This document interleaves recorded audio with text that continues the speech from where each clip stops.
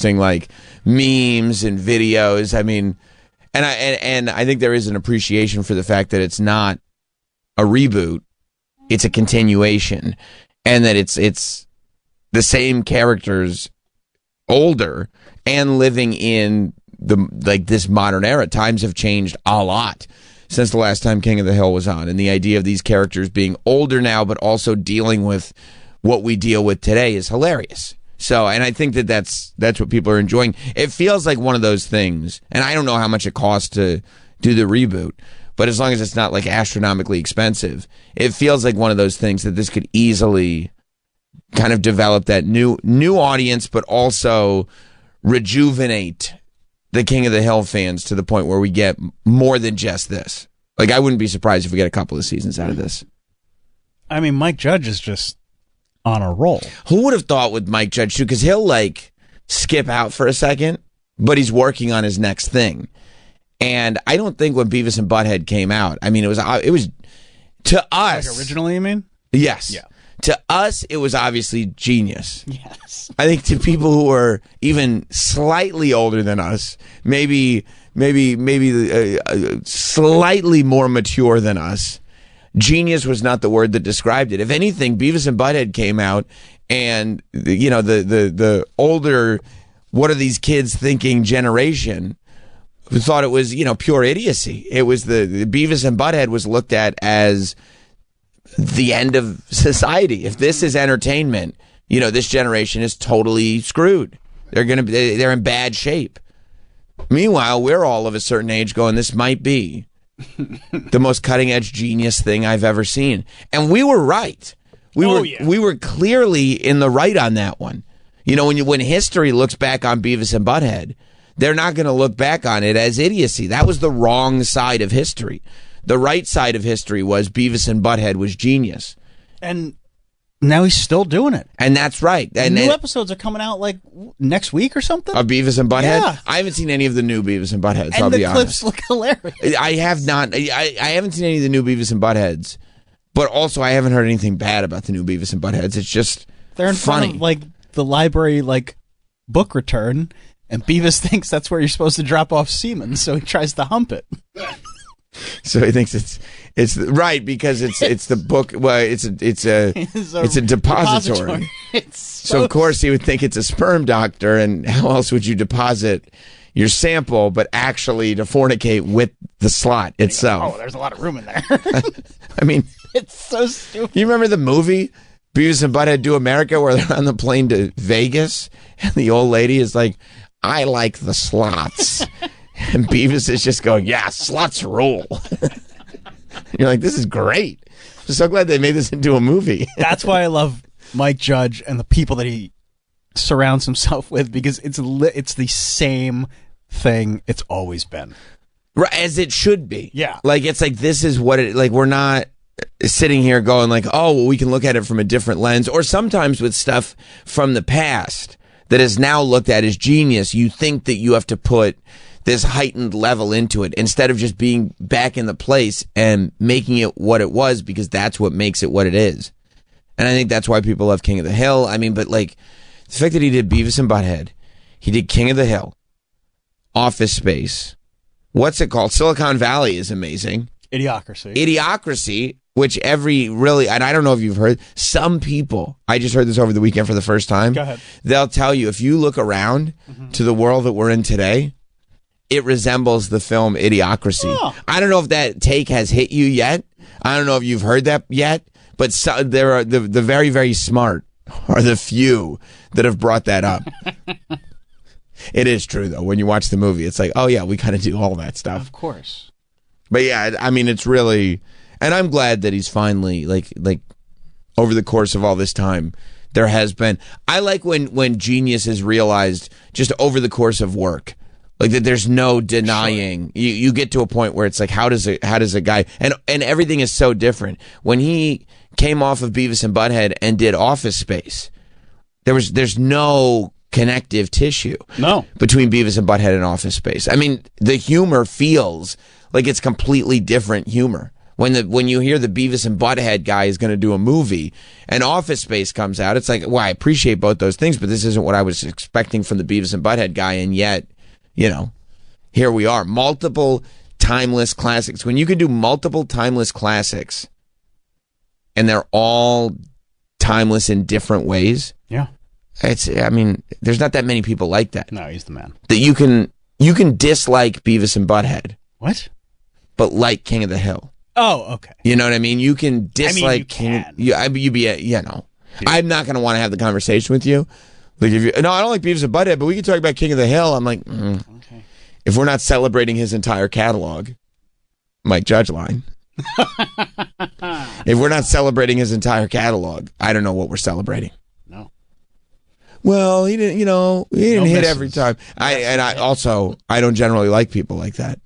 That like, yeah, I'll admit he's genius. Not everything was a hit. You always have to have that contrarian take. No. You always have to have that. Well, this one wasn't great. Okay, we're not having that conversation. We're here to appreciate. We like what we like. Like Apple Jacks. We eat what we like. But yeah, so everybody is very in to this new King of the Hill season. I haven't gotten a chance to really go through it yet. I watched enough of it to talk to Pam Adlon, obviously, but you're too busy. Yeah, I haven't really gotten to dive in and watch purely as a fan, but I will. And I probably will at least let my 8-year-old watch. You should. I don't know if the 6-year-old is going to watch. I'll fly over her head anyway. That's probably right. Yeah. That's probably. I mean, yeah, I think that that's the beauty of it. That a lot, like, I don't think that my kids would understand the humor behind, John Redcorn. I would hope not, anyway. And the fact that the son looks very similar to John Redcorn, I think that would probably fly over their heads, as is intended to be. But for those of us that get it, we get it. And the gag works. I mean, over the course of 14 seasons, every single time those characters walk on screen, you're like, that's still funny. I know how that happened. Oh. But yeah, I'm happy about it. I'm also happy, I like seeing fans do fan stuff. That's why I like, King of the Hill fans getting this. That's why I like all that stuff. I kind of love, I was reading this story over the weekend, that Matt Rife, oh, yeah. He gets all this money. He gets so famous. And he gets all this money. Everybody goes to see the Matt Rife show. He gets all this ticket money. Everybody watches the Matt Rife Netflix special. He gets all this Netflix money. He's doing so well for himself, and God bless him.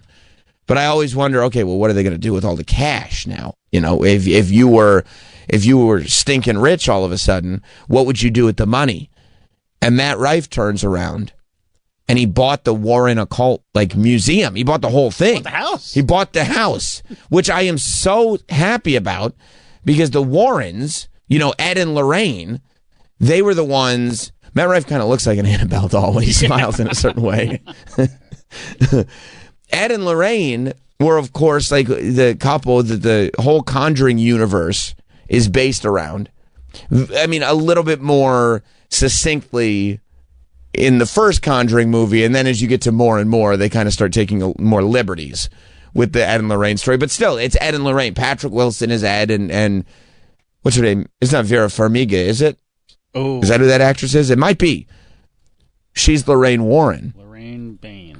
Lorraine Baines, McFly. Conjuring. Yeah. Hang on.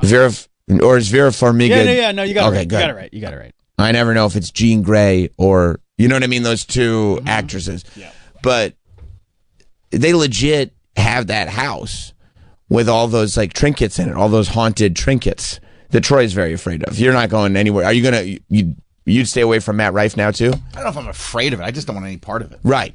So if I was like, Matt Rife's going to be in studio, you're like, well, I like Matt Rife just because. It's funny. Well, Penis and Menu Matt, my friend. Right. His name is Matt Rife. Oh, so you like that? There's a commonality yes. there. And so maybe if I ever threw it, if Matt Rife was in, I threw it to you, you might ask about the menu. And he'd go, like, wrong Matt. And you go, yeah, but same name. Would you also do it is my question. He'd probably go, no, I wouldn't. That's horrible. And you go, kids being kids. What are you going to do?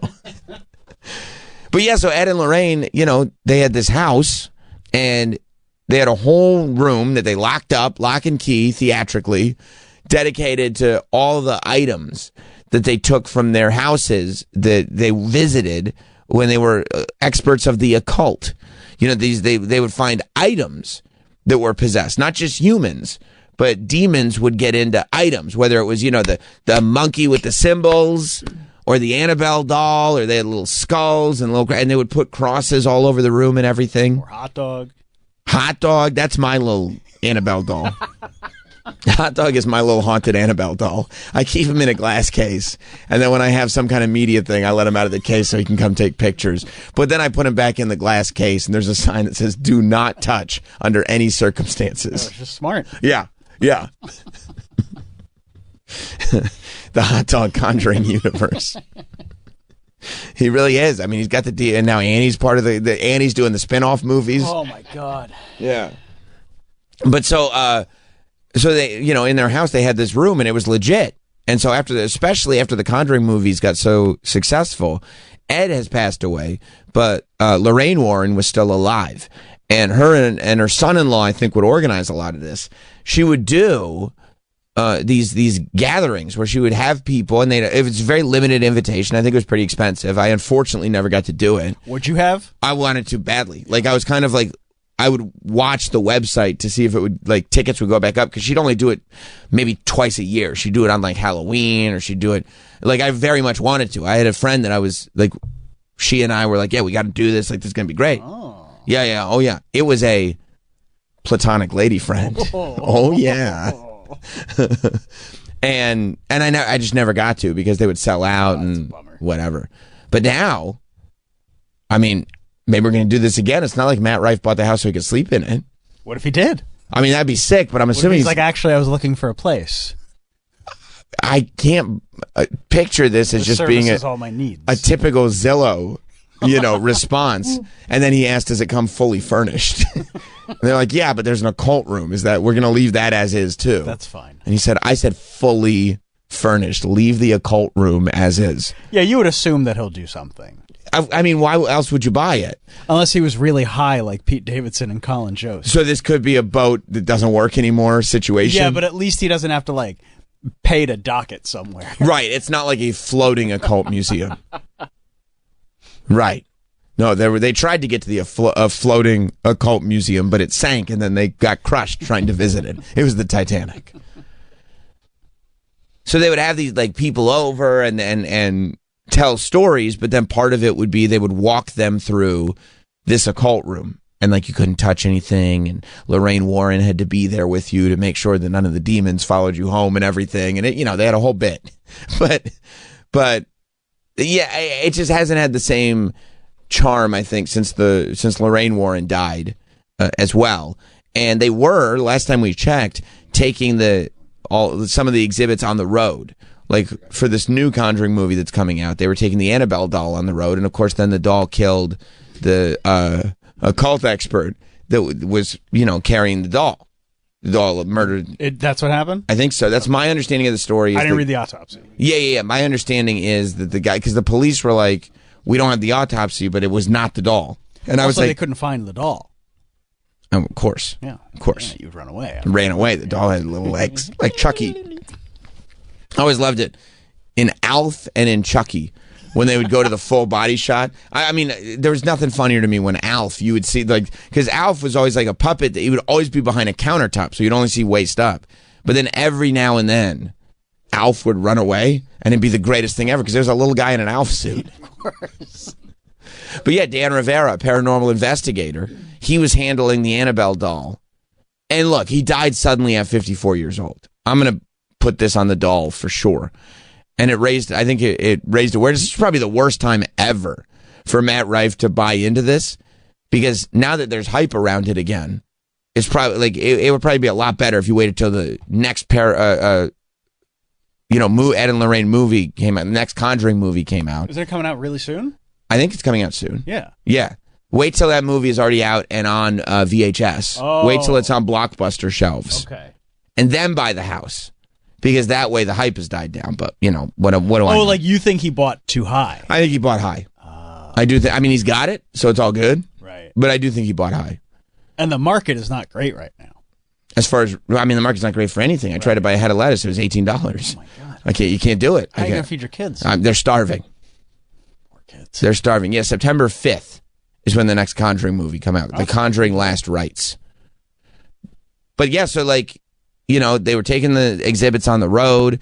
The Annabelle doll killed this guy. So I was wondering what they're going to do next.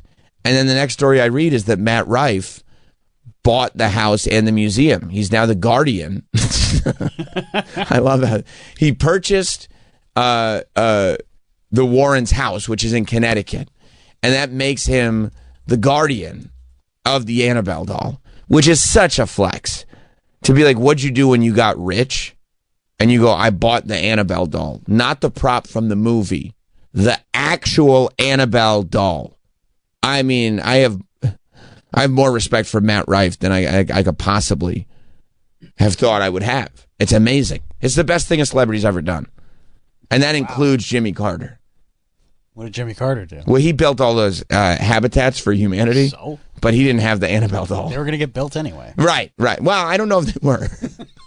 I think that was the whole point. They actually probably weren't. But So this is the greatest thing a celebrity's ever done. I think this might be the best thing, like outside of work. Like when a celebrity is like, when I'm not working, what am I doing? Buying the Annabelle doll. I mean, it's top 5 and it ain't 5. You know, I think I can't. I was trying to wonder. What about John Cena doing the most Make-A-Wish is ever? That's top 5, but it ain't beating. Wow. It ain't beating this. I'll remember that when John comes back. Don't mention it. We're not going to talk about that because that won't be the topic of the interview. I'll be like, you know, Sam thinks is more impressive. No, you wouldn't want to get off topic. You really wouldn't want to get off topic He loves with that. getting off topic. No, he doesn't. He likes he's a straight shooter. We go in, we submit the questions early. No, I don't remember it that way. What do you think he's going to do? Just sit there and just add an extra 10 minutes to the interview because he's enjoying himself? Yeah, on the front and the back. I saw John Cena, by the way, over the weekend, and I said hello to him, you know, and he's like, hey, like sort of typical greeting, and then he stopped and he went, hey, and I didn't remember. Like it was not in my mind. Already out of your mind? It was out of my mind at the time. And I was like, hey, like almost like, yeah, we've known each other for a while, and he goes, last time I saw you, we were in a deep embrace. And I was like, that's right. From Fanatics Fest. And he was like, yeah. And so yeah, we got to catch up on after our deep embrace. Yeah, it was very nice. It was very nice of him. All right, so that's better. But than yeah, this. but I mean for this, like this is to me, and this is controversial to you. This is even cooler than John Stamos like buying all that Disney World nonsense. He's got the big D. I know. Yeah, I know that. I could only imagine. I mean, yeah, His but backyard, he's got a Dumbo. He's got a literal Dumbo in his backyard. but imagine if he bought like just all the Walt Disney stuff. I love when we've talked about this. I love when celebrities do this. It's this. Yeah, it's this. This is what you should spend your money on. 100%. Shit that you love. 100%. Can you imagine if I entered into this tax bracket, the amount of wrestling stuff that I would have? I mean, It'd be stupid. and I'd be so happy. Yeah. Yeah. I'd be sitting there just trying to look for like, you know, Mad Dog Vachon or something. I would have his prosthetic leg. Was he married to Luna? Remember? No, he was Luna's uncle. Oh. Remember Mad Dog? I got his leg. No, I love when people do this. Yeah.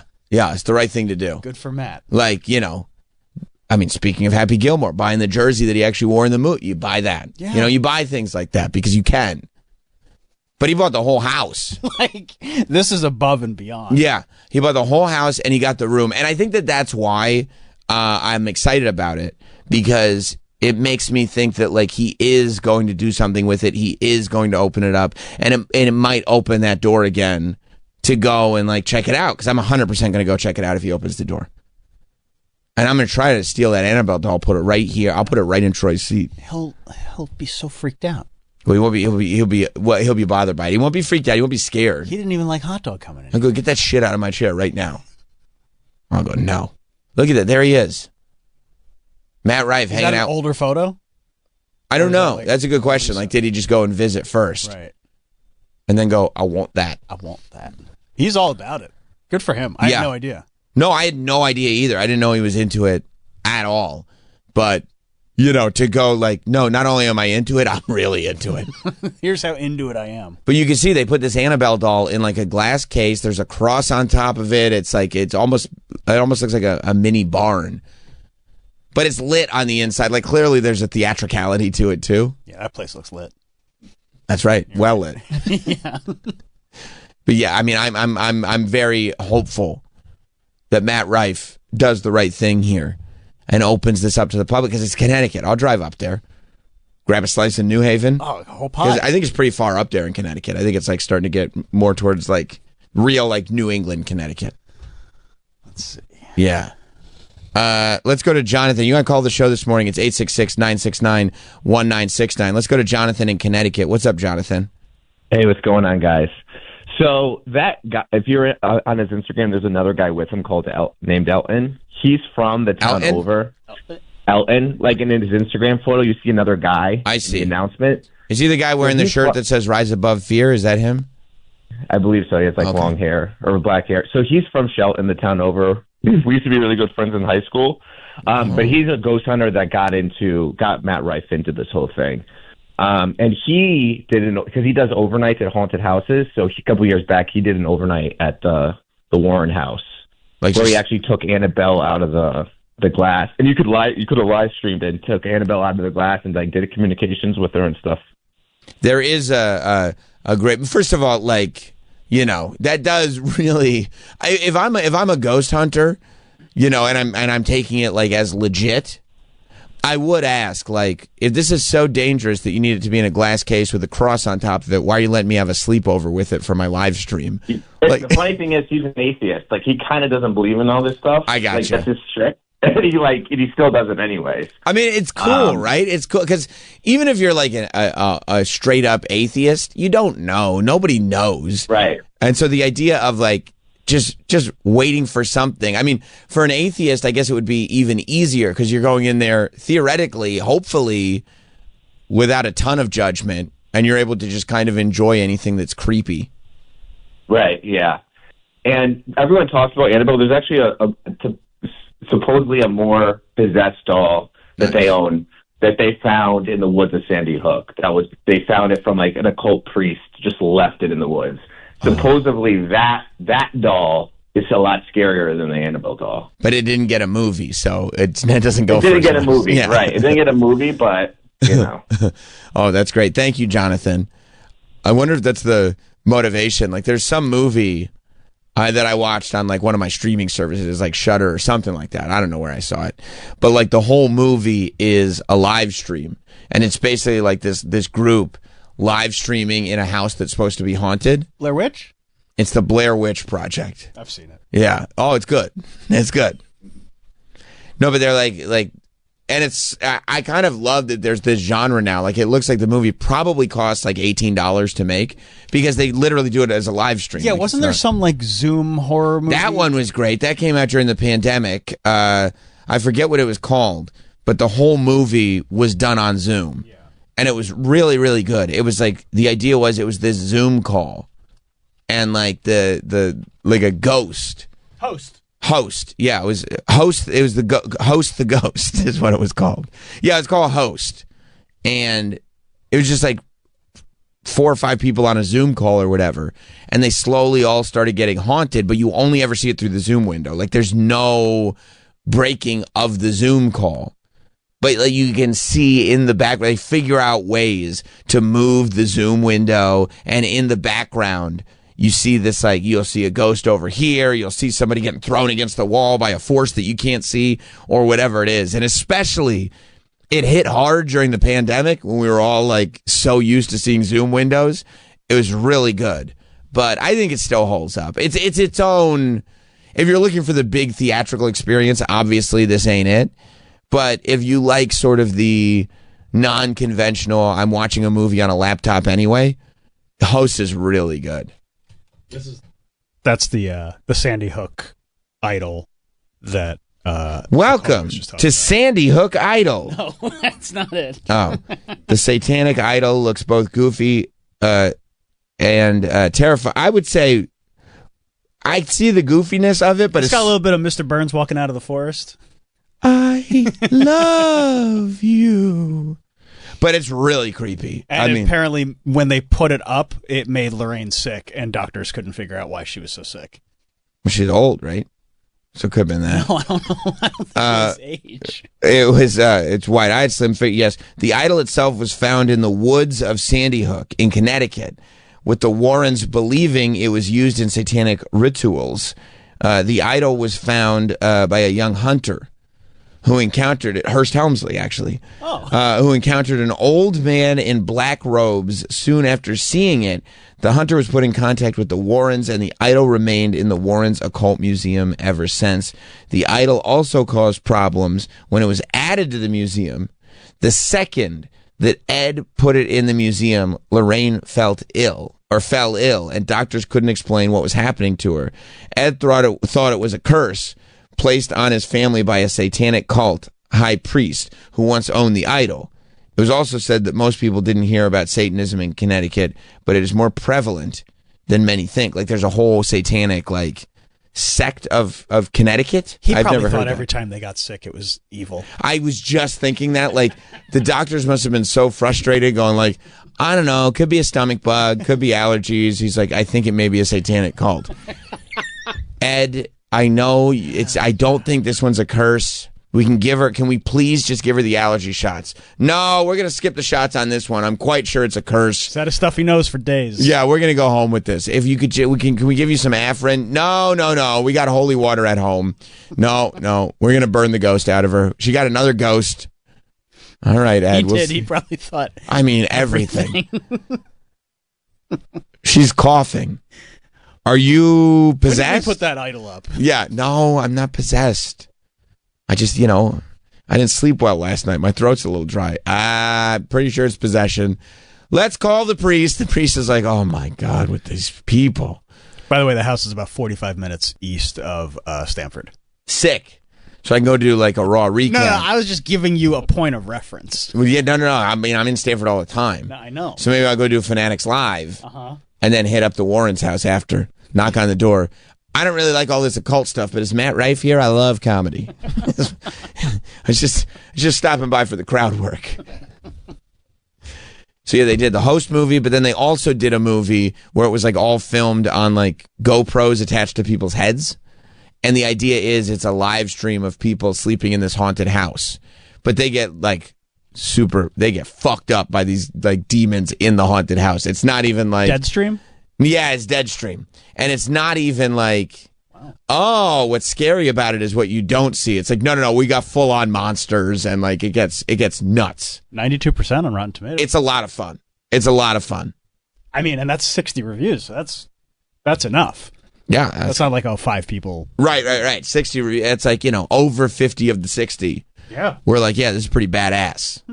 Yeah, I like that movie. Okay. But it reminded me of whoever it was, spending the night in the Warrens Museum. So I do hope. I'd like to see the Satanic Idol and see. Actually, I think Satanic Idol. Matt Rife owns it now. Yeah, I always thought the Satanic Idol was Ruben Studdard, but I guess I got that wrong. Some people think it's Clay Aiken. It could be. I saw they were outside of Comic-Con actually with signs. Yeah, but you see on like this Deadstream movie, like it probably cost, $600 to make. And they put it up, they get a deal with a streaming service, and that's it. And I kind of like that there is room for that. Like, it doesn't take away from giant sort of theater movies that cost $1 million or more to make. I think that's $1 million or more, probably more. What's the budget on this movie? Like $1 million? But I do like that there are kind of niche streaming services like Shudder, who will, they don't have a ton of money, but they'll buy up a movie and maybe you can make a little bit of money or at least make your money back on a movie like this. Oh, and it was like a real haunted house. Oh, that they shot it in? Yeah. I didn't even know that. I didn't look at the backstory. Really. Ultra low budget horror comedy. Yeah. Shot in an actual haunted house. That's great. Yeah. Yeah. 'Cause- Self-funded with a handful of crew members. I mean, I could have guessed that it was self-funded. I think I could have self-funded it. I mean, it wasn't a high budget Kevin movie. Smith self-funded Clerks. Yeah, that was a good one. Yeah. But now you don't even have to. He's like, oh, I'll use black and white film to save on the cash. And I'm like, I just video on my phone.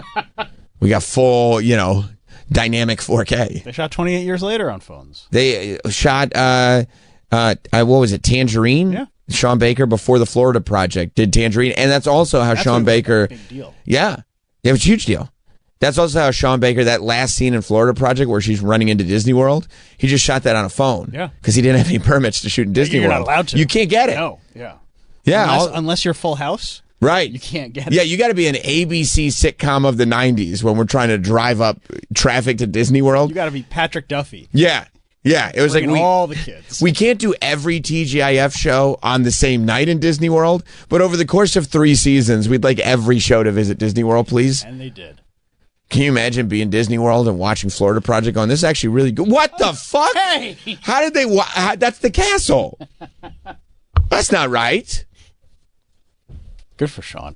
Yeah, good for Sean Baker. And good for Sandy Kane. And good for Sandy Kane, who is still emailing willem.defoe@gmail.com. That's a guess. I'm not doxing anybody. That's a guess on the email. Probably get a bounce back. Because it's her guess, too. It was her guess. She CC'd him on multiple emails that were sent to us. We did not hear a response, so I'm assuming that's not an accurate email address. But it was in the CC. I do not think that they have a legitimate correspondence, but they did share the screen. And good for Matt Rife for bringing back. I mean, if he's a real one like that, I'll go to the Matt Rife War Museum tour. Is that what it's going to be called? I hope so. Put your name on it, Get some star power out of it. Actually, I believe because he's so busy and because he actually is into this stuff, clearly, he'll probably put it in the hands of like actual ghost hunter occult people. He probably, you know what I mean? I don't think he'll just try to do it half-assed himself. I wonder if would you sleep with the if you own the Annabelle doll, would you sleep with it in your room? Like, I stole the Sam Roberts action figure from Comic-Con, right, so I could sleep with it in my room. In your bed, though. Of course. It's in your bed. It's in the bed. Right. It's got the middle seat. You got seats in your bed. Well, that's why I refer to it. Okay. I say, Hey, babe, hop in the middle seat. Well, my wife's in the driver's seat because she makes the decisions, if you know what I mean. I'm in the passengers because I'm down to ride whenever. You're on the right? Okay, wait. No, I guess I'm on the left. Me too. Yeah. We can never sleep together. Thank God. For that one reason. Thank God. Well, we could squeeze both on the left. We're slim guys. Here's a question. I know it's Okay. off topic. When you stay in a hotel, do you sleep on your side of the bed or do you sleep right in the middle? Like a weirdo? No, I sleep on the left. Okay. I sleep on the left, and it's usually the bed next to the window, and the left would be next to the desk with the alarm clock on it. All right. Yeah. Yeah. And then the other bed is for eating Of course, yeah. No, you don't have to and say. storage. Yeah. That's the eating and storage bed. If I bought... And that's also the shoes on the bed. I love You putting put shoes on the bed? on the eating bed. And that's only because I can. Isn't that weird? It's because I can. It's a luxury. I consider it a luxury. That's antisocial. Well- Okay, I can put my shoes on the bed. because nobody's going to be sleeping on this. Well, no, but I mean... It's a luxury. I have a bed I can eat on and have shoes on. And if I'm already having wings on the bed, You're still sitting on it, though. And your shoes caked in piss and shit. well, I don't like jump up and down and piss and shit. They're not caked in piss and shit. You don't know you're walking outside? But caked, I would know. I'm just saying. I mean, if there's like some kind of invisible essence that maybe there's a residue, sure. Yeah. But caked is is a very direct way to When you're say sitting it. down, you're probably wiping your hands on it, on the bed, Why would I wipe my hands on the bed? because you got a greasy sub. That's true. I would eat a sub on the bed. It would be a buffalo chicken cheesesteak. And you do need to wipe your hands after that. And if I don't have a napkin, that is another luxury. Of course. To wipe your hands on the sheets. You're because not sleeping in it. I'm not sleeping in it, and these are mine for the next 3 days. You own them. I own them. But that's why. It's a luxury to put your shoes on that bed. All right, so if I bought the Annabelle doll, Yeah. would I sleep with it in my bedroom? Yeah, would you put it in your room in like a chair next to the bed? I think so. That's sick. Yeah, because if I bought it, I'm already comfortable enough with the fact that I own it. Right. So it's like, yeah. I'm not terrified of it. You've now become somewhat attached to it. Yeah. Fiscally. And I feel like if I believe in this kind of stuff, Right. then You the wouldn't have Annabelle bought it. doll knows that I'm cool. Oh. Well, but also, I'm watching out for you. like, if you believe in it Yeah. and you buy the Annabelle doll, you're kind of haunted by it, but not like fully haunted by it, but at least financially haunted by it. Kind of like how OJ didn't actually do the murder, but he was financially responsible for the murder. He was not guilty for the crime. For the crime, but non-criminally, he was indeed responsible for Same it. thing. So it's like, yeah, it's like if you buy the Annabelle doll, you're like OJ haunted by it, but not really haunted by it. I don't know why we're bringing it around to OJ. I watch a lot of OJ stuff, and I also think, culturally, it's important to raise that distinction because a lot of people think that he was criminally responsible for the death of his wife and a waiter. Not true. No, not true. Judge Ito said, no way. Would you buy the Annabelle doll a boyfriend? Yes, and his name is Lil Sam from the Mattel WWE line. Annabelle and Lil Sam would hang out every day. Annabelle, look, hair or no hair, your choice. By the way, there were a lot of people at WWE who did actually get a kick out of the fact that they were like, oh, you're like, because I've been told I don't have to wear a suit on television anymore because I do the podcast now. And they're like, I mean, you're here because you're you. You don't have to wear a suit. And then I slowly started smartening people up to the reason that I'm on the pre-show wearing a black suit with a white shirt and a black tie, both days, by the way, is to match the toy. Of course. And they were like, okay, there's actually a level of respect. No, this is my toy outfit. Yeah. I want to match the figure. Well, because the last thing you want is for people to be like, why is he in a suit as the toy? He never wears a suit. No, I want it to be screen accurate. Exactly. Yeah. Good for you. Yeah. I figure it'll sell better that way. Screen accurate. I want it to be screen accurate. You got to. Speaking of being haunted by things on the screen, in Trump's latest battle, Trump is now going at it with Charlemagne the God. Have you seen that? And Trump and Charlemagne are not getting like. I mean, Charlemagne is such like a radio guy that he is. I mean, loving this.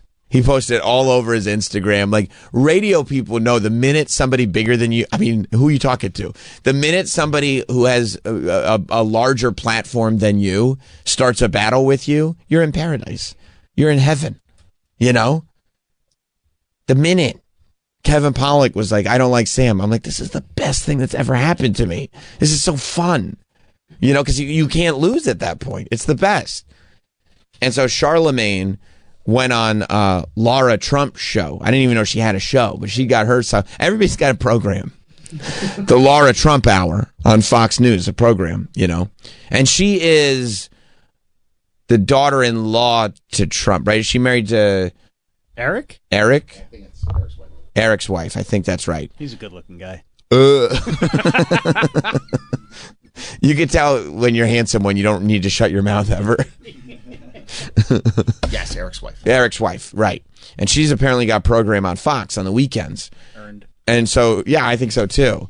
And she had Charlemagne on as the guest.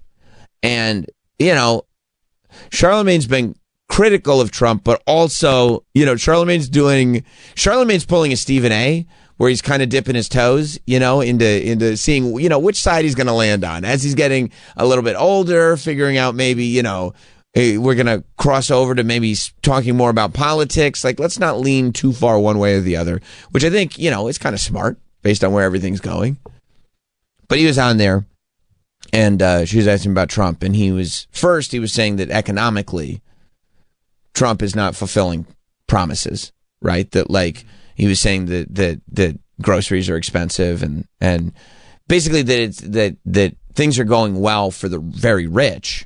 And Charlemagne even said, I mean, for my tax bracket, it's great, but for normal people, for people who make, you know, regular money, Things aren't that great. it's not that great. No. You know, groceries are expensive. Gas is not the most, and that's what people say. Well, if it's not the most expensive it's ever been, things are good, right? And you're like, no, things are pretty expensive. No, we shouldn't get to a point and then normalize that point, Right. Because it's not as bad as it used to. No, Right, that's the high. Like the middle is the normalization point, not the high. The high is not normal. It's the high. if something used to be $2 Right. last year, and then it went up to like $6, Right. and now it's $4.50, Right. I'm not going to be like, oh, thank God. No, it's still double plus. Yeah. Yeah. It's still not good. Yeah, like when they're going like, well, eggs are not as expensive as they were. You're like, yeah, because they got outrageous. Like, you got to bring it back down. Like, eggs are supposed to be cheap. Well, Biden killed all the chickens. I forgot about that. I forgot there was the the mass murder Yeah. of all those chickens. Now they're back to fucking. That's right. That's right. That's because of Trump. That's because of Trump. All the sexy chicken talk he's been doing. I know how to speak their language. They love to listen to me. Yeah, so he said that. And then also, and this is where, some people think that that's really what got under Trump's skin, that Charlemagne was like saying, no, he hasn't followed through. He's very critical of what. But I think it was because Charlemagne brought up, the E word. Oh, yeah. The Epstein word. Charlemagne, he wasn't even asked about it, but he brought up the Epstein word. And Trump, his position on this is, why are you still talking about it? It's old shit. It's old and nobody cares, but Shar does care. Shar the god, he cares. And he basically asserted, and he's probably not wrong, that there's a big opportunity for Republicans who, by the way, before MAGA was everything, you remember, like, when Trump first ran for his first term, there was a huge section of Republicans, and they included people in Trump's cabinet now, that were like, no, we're trying to keep Trump out. I think Marco Rubio was trying to keep Trump out. Teddy Cruz was trying to keep Trump out so hard that Trump called his wife ugly. But they were like, let's not let him. He did do that. Oh, yeah. And that's your man's. I looked at Ted Cruz. I was like, that's the guy, and that's your man. That's your boy. That's Trump's your boy? And he called your wife ugly? You grew up with him. But he said, Charlemagne started talking about the potential for a coup from the Republicans who want to get out from under Trump's thumb. This is what he said on the Laura Trump angle. The traditional conservatives are going to take the Republican Party back. I think there's a political coup going on right now in the Republican Party that people aren't paying attention to. Oh, interesting. Yeah, I think that this Epstein thing is going to be a way for traditional conservatives to take their party back. I really do. I think that they know this is the issue that has gotten the base riled up. The MAGA base isn't letting this issue go, and for the first time, they know they can, probably take their party back and not piss off the MAGA base. I think they're going to do. And Trump after this was quoted as saying, "Well, maybe they wouldn't be able to if assholes like you would stop bringing this up. Stop talking about it," is what he said. Stop.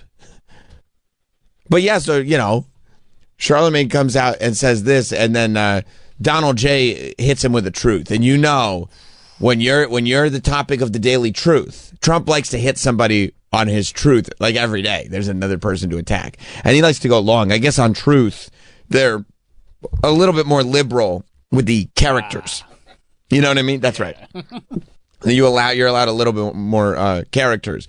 So our president. President Trump, he's the president of the United States.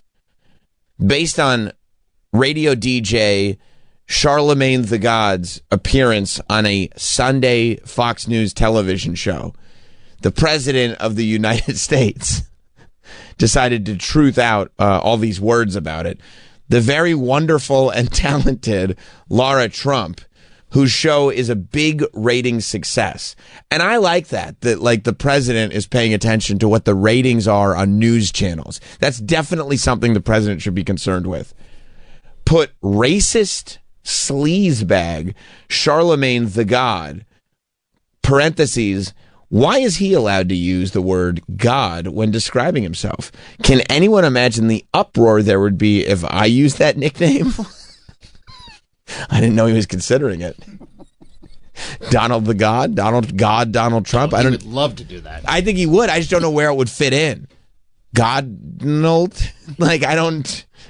I don't know. No, you got to do it like one of those African guys when they would take over after colonialism, and then they would give themselves like a title with like a million different names, like the general who makes the sun rise in the morning and set in the evening and commands with an iron fist, or Right. whatever they come up with. You'd add that to many other So many things. accomplishments. Yeah, okay. I see. I think that Yeah, those guys rule. that could be something. And maybe the president has seen that. Yeah, like a little Joseph Mobutu. Right, and gone like, that's the way I need to be. Like, I need to have those descriptives. And by the I've never heard that. I mean, I've heard whataboutism a lot, but like, I've never heard somebody go, well, if he calls himself God, why can't I call myself God? I mean, he's one step away from being like, well, why can't we say it? Right. No, I said God is the word I'm talking about. God is the word that I'm talking about. By the way, it's a radio like nickname thing. It's not. And I'm sure if Charlemagne knew that he was going to get into, like, he was going to try to evolve into a serious talker, he would probably wishes that he could just, go back to his real name. Right. He just wants to go on and be Leonard. Like, He's he gotta be couldn't have Charlemagne the dreamed of God. any of this. Right. 20 years ago. Right. He's just Wendy's sidekick. Right. He continues. The president of the United States continues. He, meaning Charlemagne the God, and by the way, he wrote the God instead of the God, did the president. He wrote about Charlemagne. He's a low IQ individual, capitalized on low. Sure. He's a low IQ individual, has no idea what words are coming out of his mouth, and knows nothing about me or what I have done. Just like just ending 5 wars. I think at least one of them he had a lot to do with starting. I don't know about any of them. Just like ending. Well, is he talking about the Ukraine war? Because that's still going on. That's still rocking and rolling, right? Yeah. And that was a big part. Troy, you kept up on that. He said that was going to end, right? He said day one. Day one. And you gave him the benefit of the doubt. I remember you saying that maybe he didn't literally mean day one, but pretty quickly. Yeah, like first quarter. Right. But we're deep enough in. It kind of should be. We're halfway through the year. Over. It should be over. Yeah. Okay. All right, more than half. We're in the 8th month. Yeah. We're into the 3rd quarter. Oh, that's tough. But he said ending 5 wars, including a 31-year bloodbath between the Republic of the Congo and Rwanda. Oh, I remember that movie. He ended that? Mm-hmm. Where 7 million people have died and there was no end in sight. I didn't realize that. He didn't know that. Or India and Pakistan, or wiping out Iran's nuclear capabilities. I remember when he did that. Or closing the horrendous open border. I don't think you can count war on our culture as a war. No. That was like when my grandfather, he once said he was a veteran of multiple wars.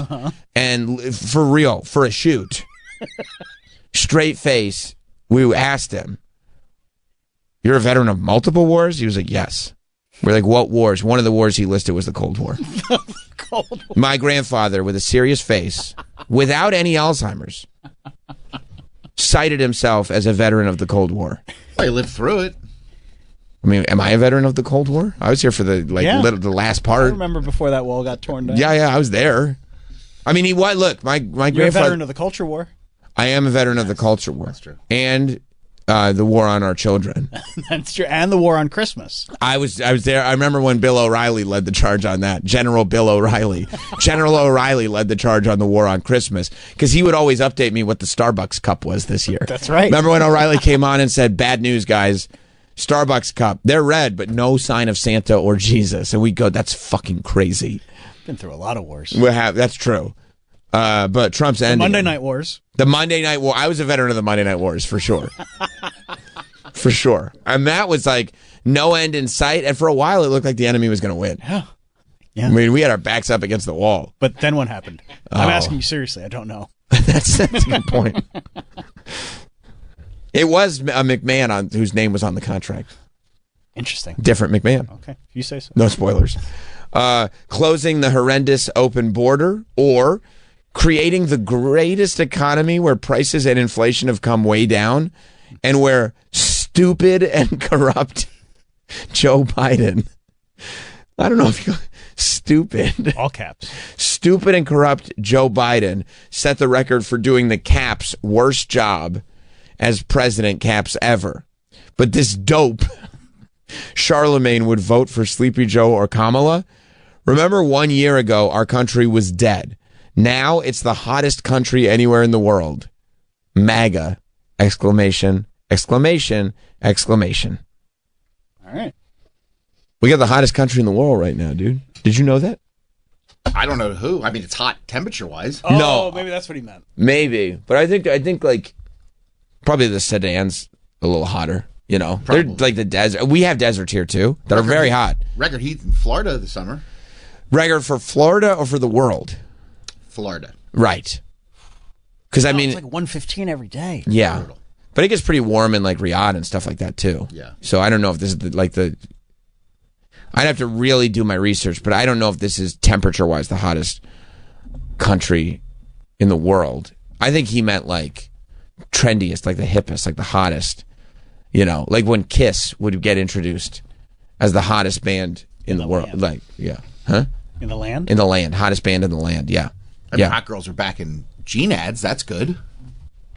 Well, he has been truthing about Sydney Sweeney. Maybe he means hot like Hansel. He's so hot right now.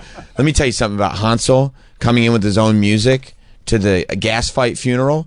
Maybe the best scene in any movie ever. I never stopped laughing at that scene when Hansel got his music played at the gas fight funeral, and Mugatu Yeah. leans over and says, "He's so hot right now." And all time. It's probably the greatest scene that's ever existed.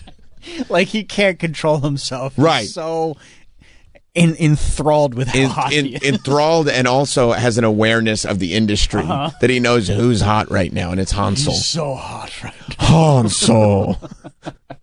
Why are you catwalking down at a funeral? It's a gas station so fight. Gasoline fight. Have the black lung. Yeah, so I don't know. I mean, we got pretty cool shit going on here. But did you see? Yeah, maybe this might be. Maybe he's on a kick because of the jeans ad. You might be right about the jeans ad because there was another fake controversy. You know, when I say fake controversy, it's because people will write articles about it, but literally nothing is happening. It's not affecting anybody in any way, shape, or form. They found out that I don't know when, it's sometime back, Sydney Sweeney, the girl from the jeans ad, with the jeans, both the GE, the play on words jeans. Yes. Remember her? Uh-huh. She was a registered Republican, Oh, okay. right? And it was like that's big news. Well, you know? that's one for Did we his kind of team. know that? I don't Yeah, Weren't there photos of Yeah, there was a controversy of her with her family, Yeah. and she was at a party, and they were full on MAGA hats. Yeah. Except it was real creepy stuff. It was like people are so obsessed with her that they saw a picture that she posted at her family party where she had like a cowboy hat on, and then people matched it to people that either they knew were in her family or they knew that she knew, and then they matched the backgrounds to say that it was the same party, and there were people in MAGA hats at the party, and people tried to be like, okay, this is now the end of Sydney Sweeney, and she was like, well, I made some soap out of my bathwater, and people were like, I'll do the bathwater soap, I think. Dude, it has to be hell to be famous like that. Like where people are following your family members. Yes. To Yeah, where you have to sit your family down and be like, it's probably better if all of you are not on social media. Yeah. And they're like, well, I have freedom, and it's not about taking away your family. Like, it's gonna fuck your life up. Yeah. I mean, I literally know a guy, Nice. Oh, yeah. and he's a cool dude. Good for you. So anyway, back to the story. I know a guy whose sister was a character on a season of Vanderpump. Okay. And he literally, and it was a couple years ago, he can't go anywhere without somebody being like, his sister was on Vanderpump. Really? I can't tell you how many times, you know him? Yes, I know him. I know his sister was on Vanderpump. But people lean in as if they're Mugatu, saying he's so hot right now. They go, his sister was on Vanderpump. I go, I know. I don't care. It has nothing to do with him. Yeah. Yeah, you're just a guy. He's just a dude trying to live his life. And it's not even it's his sister. She was on a season, but it's Vanderpumps. I guess. I don't know. So Sydney Sweeney, I guess they find out, they're going through her voting records to find. And by the way, I thought part of the beauty of living in America was we could register for a party, we could vote, but I guess not. Unless you're on the other team. If it was your team, good news, guys. So, but Trump helped. of course. Trump is a big help by tweeting out pro Sydney Sweeney.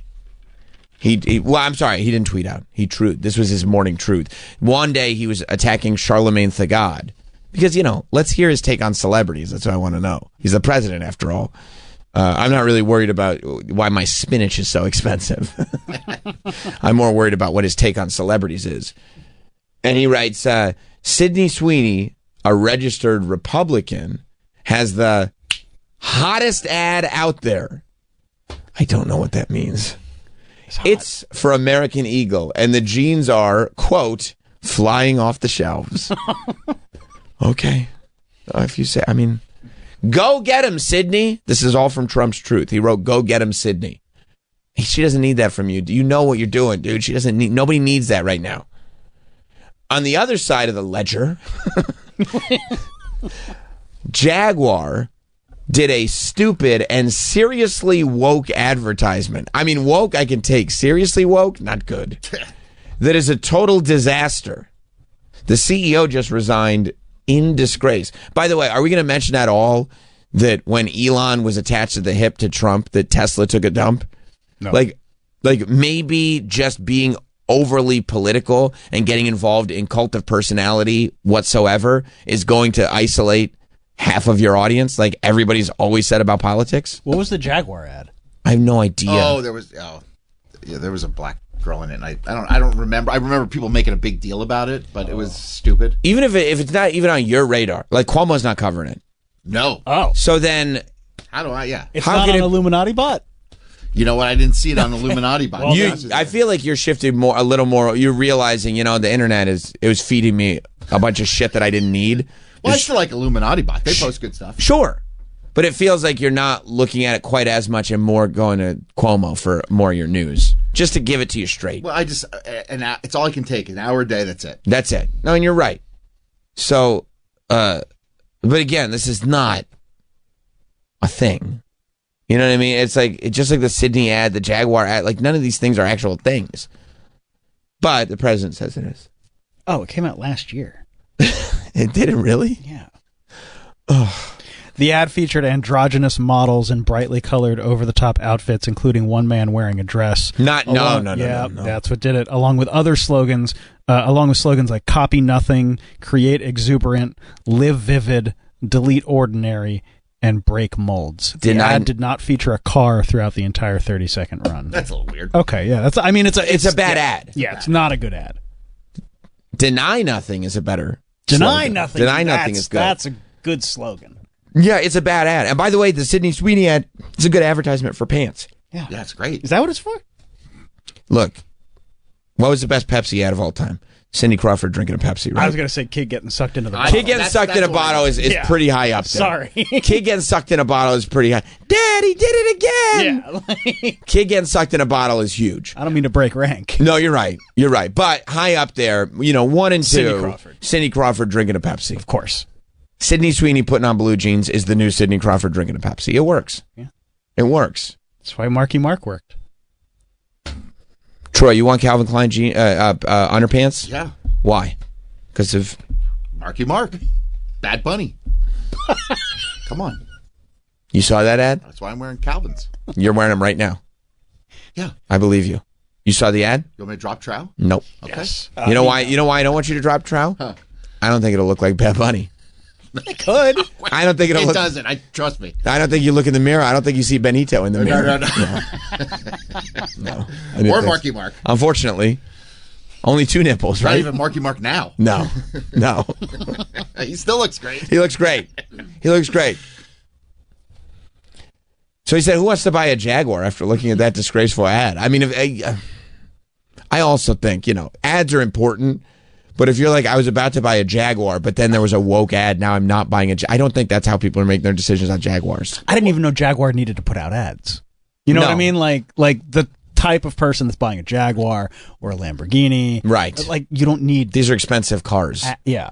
Now, the idea of Jaguar putting out an ad like this that has no cars in it, trying to like be contemporary, Really weird. stupid. It is stupid. It's stupid. Who wants to buy Jaguar after looking at that disgraceful ad? Shouldn't they have learned a lesson from Bud Light?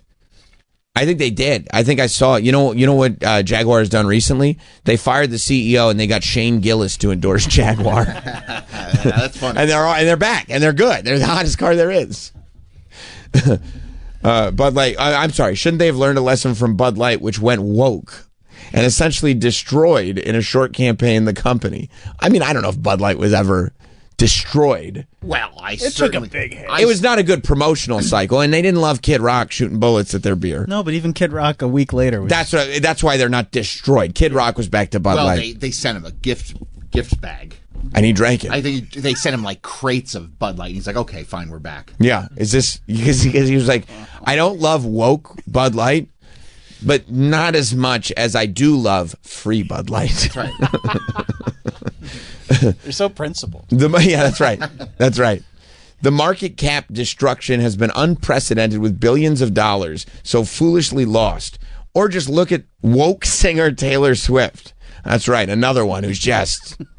She's eating it, huh? I mean, she's the pillar of not being successful. Your screen went black. I can't see it right now. I want to read this truth. I want to get to the bottom of what's going on. This is, I mean, it's too... Because I don't follow all the politics sometimes, so I got to know. Ever since I alerted the world as to what she was saying on Truth, that I can't stand her, parentheses, hate. So it's making, he hates Taylor Swift. This is definitely not the way a small child talks. She was booed out of the Super Bowl and became, capital, no longer hot. The tide has seriously turned. Being woke is for losers. Being Republican is what you want to be. Thank you for your attention to this matter. I had no idea. First of all, I love that Donald Trump is truthing out. Like, let us know every day what's hot. What's hot and what's not. I love the idea of the president hitting us with her smasher trash every day. What's hot and what's not. What's hot? You can't be woke. You can't. If you want to be hot. Being woke is for losers. Being woke is for losers. What do you want to be? Republican. I mean, I don't think it's that cool to walk into a room and say, hi, you're woke. I don't think that's a cool thing to do. But also to turn around and be like, hi, you're a Republican is also like, nobody's going like, hey, there's a cool dude. Yeah. You know what I mean? None of these things are cool. No. I mean, to him, that's cool. That's cool. He likes that. And to other people, doing woke ads are cool. So Right.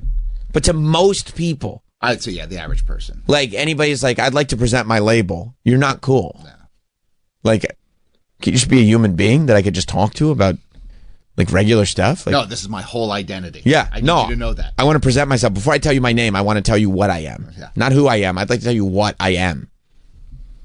Okay, if you need to. I don't think I need that, but So you can know if you like me or not. right.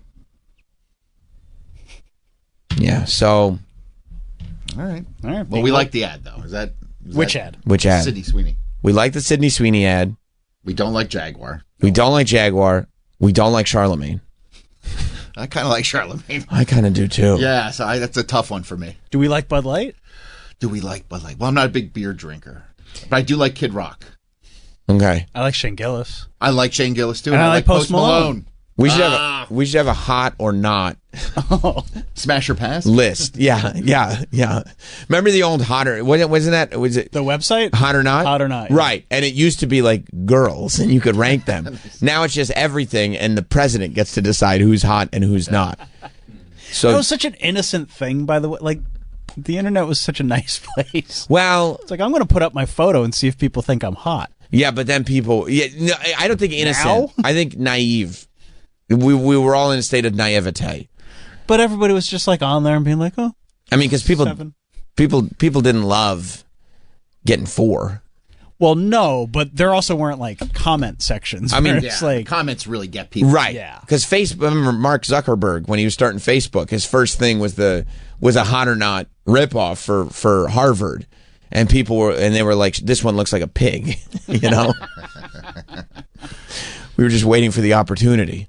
No, I think they should make a hot or not, but it's like what the president tells us is hot or not. So hot is being Republican. Yes. It's a hot thing. Like, you know, like Matt Gaetz is a hottie type of thing. Well, I don't know if that, like, I don't know. He's a hottie. He's a Republican. Like, who's the Speaker of the House? What's his name? Mike Johnson. That's a hot dude. He's a hot dude? He's hot. He's Lady Republican. G. Hot. Okay. Lady G. Hot. Really hot. Lindsey Graham is hot right now. That's Because his name. Lindsey Graham is declared not woke. So woke is not hot. Woke is for losers. So if you declare yourself not woke and Republican, it makes you double hot. And that's Lindsey Graham. What about Mitch McConnell? Oh, so hot. Mitch McConnell's very hot. He's so hot he's frozen. It's doubled over. You know what I mean? Usually you're cold if you're frozen. But when you're so hot you get freezing cold, that's how hot Mitch McConnell is. Tim Allen. Tim Allen's hot. Yeah, he is. Tim Allen's hot. You know, Tim Allen, you know, he used to be not hot and then he got hot. Roseanne. Pretty hot. I don't even know what she is. No, I don't know if she does. She was hot on that magazine. With the cookies, you know, where she's dressed up, you know. Yeah. But I don't know if she's still hot. I think she might be hot, but with a grain of salt. You know, an arm's length hot. You know. But Kanye. hot. Based on the rules, so as we know them to be. No, just the rule. Based on the rules. The hottest pants are American Eagle pants. Yeah, for sure. They're flying off the shelves. It's like Furbies. Oh, they're like Furbies. They're like the new Furbies. They're like it's like Beanie Babies in '99. These American Eagle pants. Oh, you're saying this is a good investment? Very good investment. Fill your drawers up with American Eagle pants. They're going to flourish on eBay. We're going to sew a flower into one of them. They're going to be the Princess Diana pants. Okay, I did not know that this was a limited situation. Well, they are limited because they're flying off the shelves. Right. You know, if you can't get them, then now they're limited. What are you going to wear? You can't wear woke pants. No. Oh, can you imagine showing up with woke pants on? Well, I don't even know what woke pants are. Not American Eagle. Anything besides American Eagle is Oh, woke. I hope American Eagle doesn't have button fly. I need them to have button fly. Because I'm not wearing zip, but I'm not wearing woke. I don't know what's worse. Yeah. Zip or That's woke? a conundrum. That's got you between a rock and a hard place. Oh, my God. Yeah. I'm just going to be spiraling in my head. I'm not going to get any sleep tonight trying to think about what kind of pants to wear. You had a pretty hard stance yesterday. Honey, I got new pants. The president put out a truth. I got him for the family. We got to go shop. Yeah. I got to take the kids back to school shopping. No dinner tonight. Yeah. We got to make sure our kids are hot. Wait, what? No, yeah. America's the hottest country there is right now. Trust me when I tell you. And we're not woke. We're not. We have to let the kids know. Right. Should I wake them up before school? Oh, I don't know. That's a little close. That's a little close. Well, congratulations to all of us. We're super hot right now. Okay. And this is a good thing. Well, what do you mean, well? groceries are expensive. Are they? Oh, yeah. I honestly, probably more expensive than I've ever seen them. Yeah. Absolutely. It's insane. And when they're like, you keep hearing like Trump's like, oh, the economy's great. It's like, bro, what are you talking about? Yeah, it's very Bill Gates on Ellen when he's like, everything is fine. Yeah. You know, when Trump says everything is fine, it's almost like when he's saying this Epstein list is not a big deal. It's not. It's like, it really is. What list? Well, we found the list. There's no names on it. It's a blank sheet of paper. There's a title. We're ready to make the list. No data to put on this list. All right, put it out then. What if he's like, hey, listen. Cash, that's right? Nobody's on the list? Cash is like, yeah, nobody. I couldn't find any. Bongino! Anybody on the list? Nope. No, sir. Nothing to see here. Yeah. It's like what happens if it's like, okay, you don't get an Epstein list, but the economy gets better. Nobody would care. Everybody would be fine. Then let's get it better. Bro, the economy is literally everything. Yeah. It would not matter what is going on. Like, the only time that my dad cooled out after the Trump thing was when the stock market, the first term, I remember it. He was inconsolable when Trump first got elected. Because the stock market took a hit and he was like, this is fucked. Like the minute the stock market came back and the economy was actually good under the first Trump administration, He was like, I think it'll be fine. He's like, he's not my favorite guy. He's kind of a boob, but it'll be all right. We're doing fine. I think that's fine. They're all that's when it goes from like, this guy is the worst thing we've ever seen to like, they're all politicians. They're all bad. But that's literally all anybody cares about in the end. Yeah, how to fix them. Is your life good? That's it. Of course I want him to succeed. I think that was Reagan's thing. Like when he was going for a second term, is your life better now than it was 4 years ago? If so, vote for me. Yes, and that's a great way to think of it. Right. Which Make my life better. Right. That's it.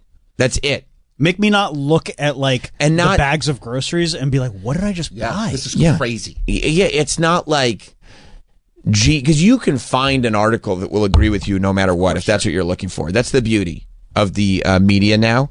None of it is real. No. Whatever you want. If you want something to agree with you or you want something to upset you, it's available.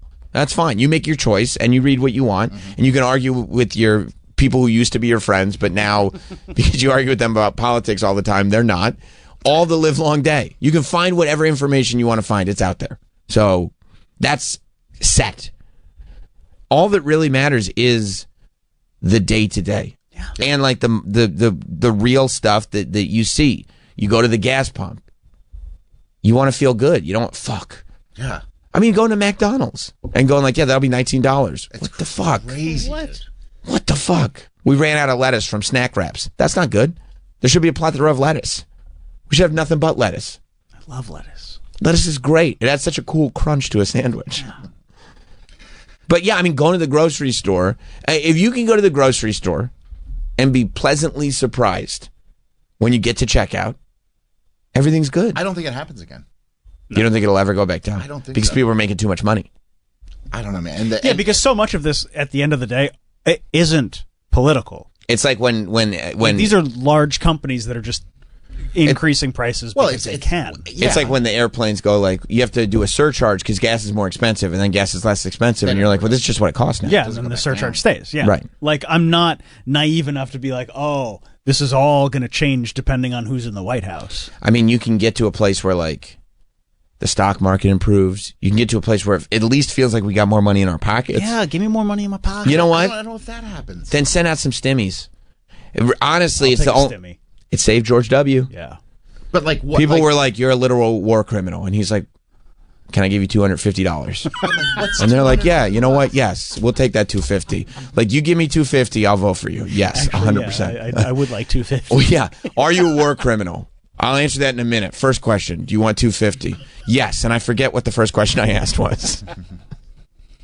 You know, I mean, I think if Biden had given out $250, it'd be like, "Do you have dementia?" He'd be like, he's reading a paper because he forgot the question. He goes, "This paper says, do you want $250?" And you're like, "Yeah, yes I do, yes I do." He's like, "Okay, here's $250," and you're like, "Okay, all right, I'll vote for you again, fine." Or whoever they want me to vote for. Kamala's like, the $250 counted from me. Okay, well, if you're the one who gave us the $250, then that would have been it. If they realized in advance they were going to do it, and they said, we're giving stimulus checks out to everybody, but it's from the vice president this time. If they put that out everywhere, and Kamala's signature was on the check, she probably could have won. But like, what's $250? It's nice to have $250. It's nice, of course, and it's not going to be taxed. But I bet you your grocery order for all your kids and your wife and you, I bet you it's way over $250 for like a week. Yeah. So it's like, it doesn't even buy you like a round of groceries. No, yeah. We need another round of groceries for the country. It really is. It really is. I mean, just when I'm going out, like, you know, I told you that I'm doing a better job of preparing food for the day and everything, which means on a Sunday I'll go out and get like meal prep day. Right. 6 chicken breasts, nice, bunch of chopped fruit, do all this stuff. Get the chicken. Yeah. Sexy chicken. Sexy chicken. They go, "What do you want?" I go, "Just the breasts." I say it like that. I'm a breast man. Yeah. I'm a bit of a breast man. And they'll go, Okay. Listen, I just want to know which one you want me to cut up. But I'm like going through, and they're like, between like $25 for all this chicken, and then I'm like, okay, maybe because I'll buy it pre-cooked from the deli counter. Okay. So then I'll go check it. I'll see what it is raw, right? And it's $25 at the deli counter, but to get enough chicken breast that I would just go home and cook it, it's like $18 anyway. Mm-hmm. Yeah. So it's like I'm saving $6. Like, what's my time worth to grill all this chicken? I guess I'll pay $25, but $18 for all that chicken raw is crazy. Just eat raw chicken. That's, I mean, I would save that's a way to save the $6. Yeah. And then I'm like, let me get this watermelon. They're like, it's $11. I'm like, what? It's crazy. Let me get a couple cold pressed juices. Okay. I mean, I'm my kid. He's like, oh, I want to get a watermelon juice. I go, that's great. A real watermelon, not like a flavored, but like a cold pressed squeezed watermelon juice. I go, that's great. $8. What? At the grocery store. Not at the deli, not at the pizza parlor where they upcharge. At the grocery store where they're buying in bulk, wholesale. $8 for a single serving bottle. I feel like that's a good price for watermelon juice. The favorite watermelon juice that I used to get all the time from Whole Foods, I think before the pandemic, it was probably, I think it was $6.99. I think it's almost $17 now. For a bottle this big. Of $8 was the single serving, but you're saying that like in 5 years, 6 years, yeah, it's gone from like it's gone up like $10, like $7 to $17. Yes, I just don't even drink it anymore. I used to love it. I used to get it all the time. Just get something processed. A juicy juice. You know, I drink. Get a juicy juice. Get a juicy. No, sorry, dude. I lost one of my 8 jobs. We're gonna have to go to Capri Sun. I just drink water. Fuck it. Can't do it. And water sucks, dude. I'd rather watermelon juice. Really sucks. It really sucks. You at least pour some electrolytes in there or something. Nothing, bro. I get the cotton candy flavored liquid IV. What? It's pretty good. No, regular water is fine. Yeah, but you get those electrolytes in you. All I drink. Water Yeah. blows. No, it doesn't. Water rules. Get the fuck out of here. It doesn't, right? Malcolm, talk some sense into this It guy. rules. Water sucks. Yeah, bro. Water's so overrated. It's so overrated, bro. We don't like, our generation doesn't like water like yeah, that. us What do you young like, kids, Gatorade? bro. I mean, Gatorade's pretty good. Gatorade, because it's got, Water's better. no, water sucks. It really, really sucks. Gatorade. No, you put a little, I do put electrolytes in the water, but it's good for you. Yeah. Yeah, no, once I get home, it's just water. Ugh. Yeah. It sucks. Or Powerade. I like Powerade. That's got electrolytes. Powerade definitely has electrolytes. Yeah, and I get Powerade Zero because I don't want sugar. Smart. Yeah. Smart. Chemicals are better. Like chemicals. Fake sweeteners. Yeah. Powerade's got a lot of chemicals. Zero. Powerade Zero? Yeah, it's got chemicals.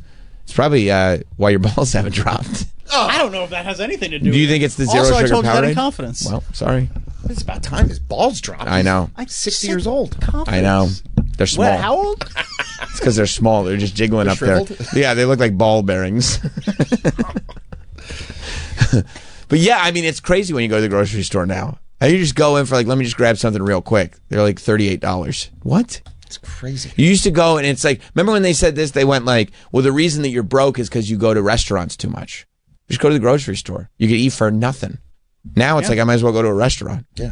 Meanwhile, McDonald's and Chili's are charging the same price all of a sudden. Fast food, it's like, no, we didn't. It's going to be fast and it's going to be garbage, but it'll be pricey. Yeah. You know? Yeah, you'll get it fast. Yeah, you get it fast and it won't be good for you at all. Yeah, no nutritional value. You're right. And it's going to cost you. Yeah. You still want it? And you're like, yes. Fine. Yes, I do still want it. It is delicious. Yeah.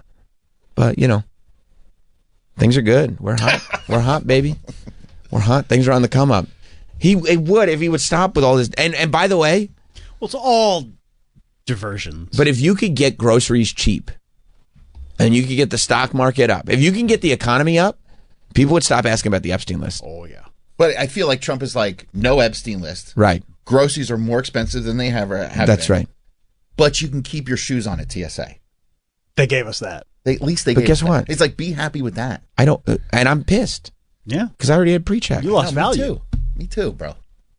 You know? And I'm like, what the fuck am I on this line for now? All right, they're like, okay, real sugar in Coca-Cola. That would be big. That's That would big. be- that- Is that worth shitty economy and no Epstein list? That's a voting issue for you? That would be massive. They go, is your life better now than it was 4 years ago? I go, every Coke has real sugar in it. My life is better now than it was 4 years ago. Is it worth a bad economy and no Epstein Epstein list? That's too... It's something that I That's would a battle. big It's trade. definitely something that I would battle with. You know, and also Ukraine war still happening. Oh, yeah. Yeah. Still Ukraine war. Israel and Palestine not resolved really at all. Nope, not at all. No. bad economy, Put sugar in your Coke. sugar, and no Epstein list, No, Epstein. You won't get it. Stop asking. You have to stop asking. and you're going to be Groceries are gaslit. still expensive? Oh yeah, groceries are still very Through the expensive roof. through the roof. So the sugar Coke is actually more expensive than it's ever been. Yeah. Yeah, It was cheaper to have the fake shit in it. right. And also, we're not really manufacturing stuff here. You know what I mean? Manufacturing didn't come back. Well, he said it's going to take time. They have to build What? the plants. It takes like decades. Yeah, it's crazy. Maybe by the end of his term. No, a decade. Which It term? couldn't be. You'd have to fully Maybe they're reshape working it. around the clock. Sometimes these people can put up buildings quick. But I saw. What are you talking Remember? about? Universal Studios? Yeah, have you ever been to Massachusetts? Remember the Big Dig? It took years. Xanadu took 30 years. Oh, the Xanadu. Decades. And what do we have now? A mall. It's big. It is big. Is there a movie theater in the American Dream Mall? No. Come on. You didn't even put screens in there? Come on. Yeah. No movie theater. It's a wild time, bro. Oh, I know. It's I know. I'm feeling it. it's interesting to see it all. It's interesting to see it all play out. Let's take a break, okay? Now that we've gotten to the bottom of all this and kind of solved it, I think we're good. Yes. We'll take a break, and then we'll be right back. Don't forget, we have Jared Freed coming in today. Our friend Jared Freed is going to be here. And I do want to talk about the way Rod Stewart paid tribute to Ozzy. I would like to speak on that, so stay tuned.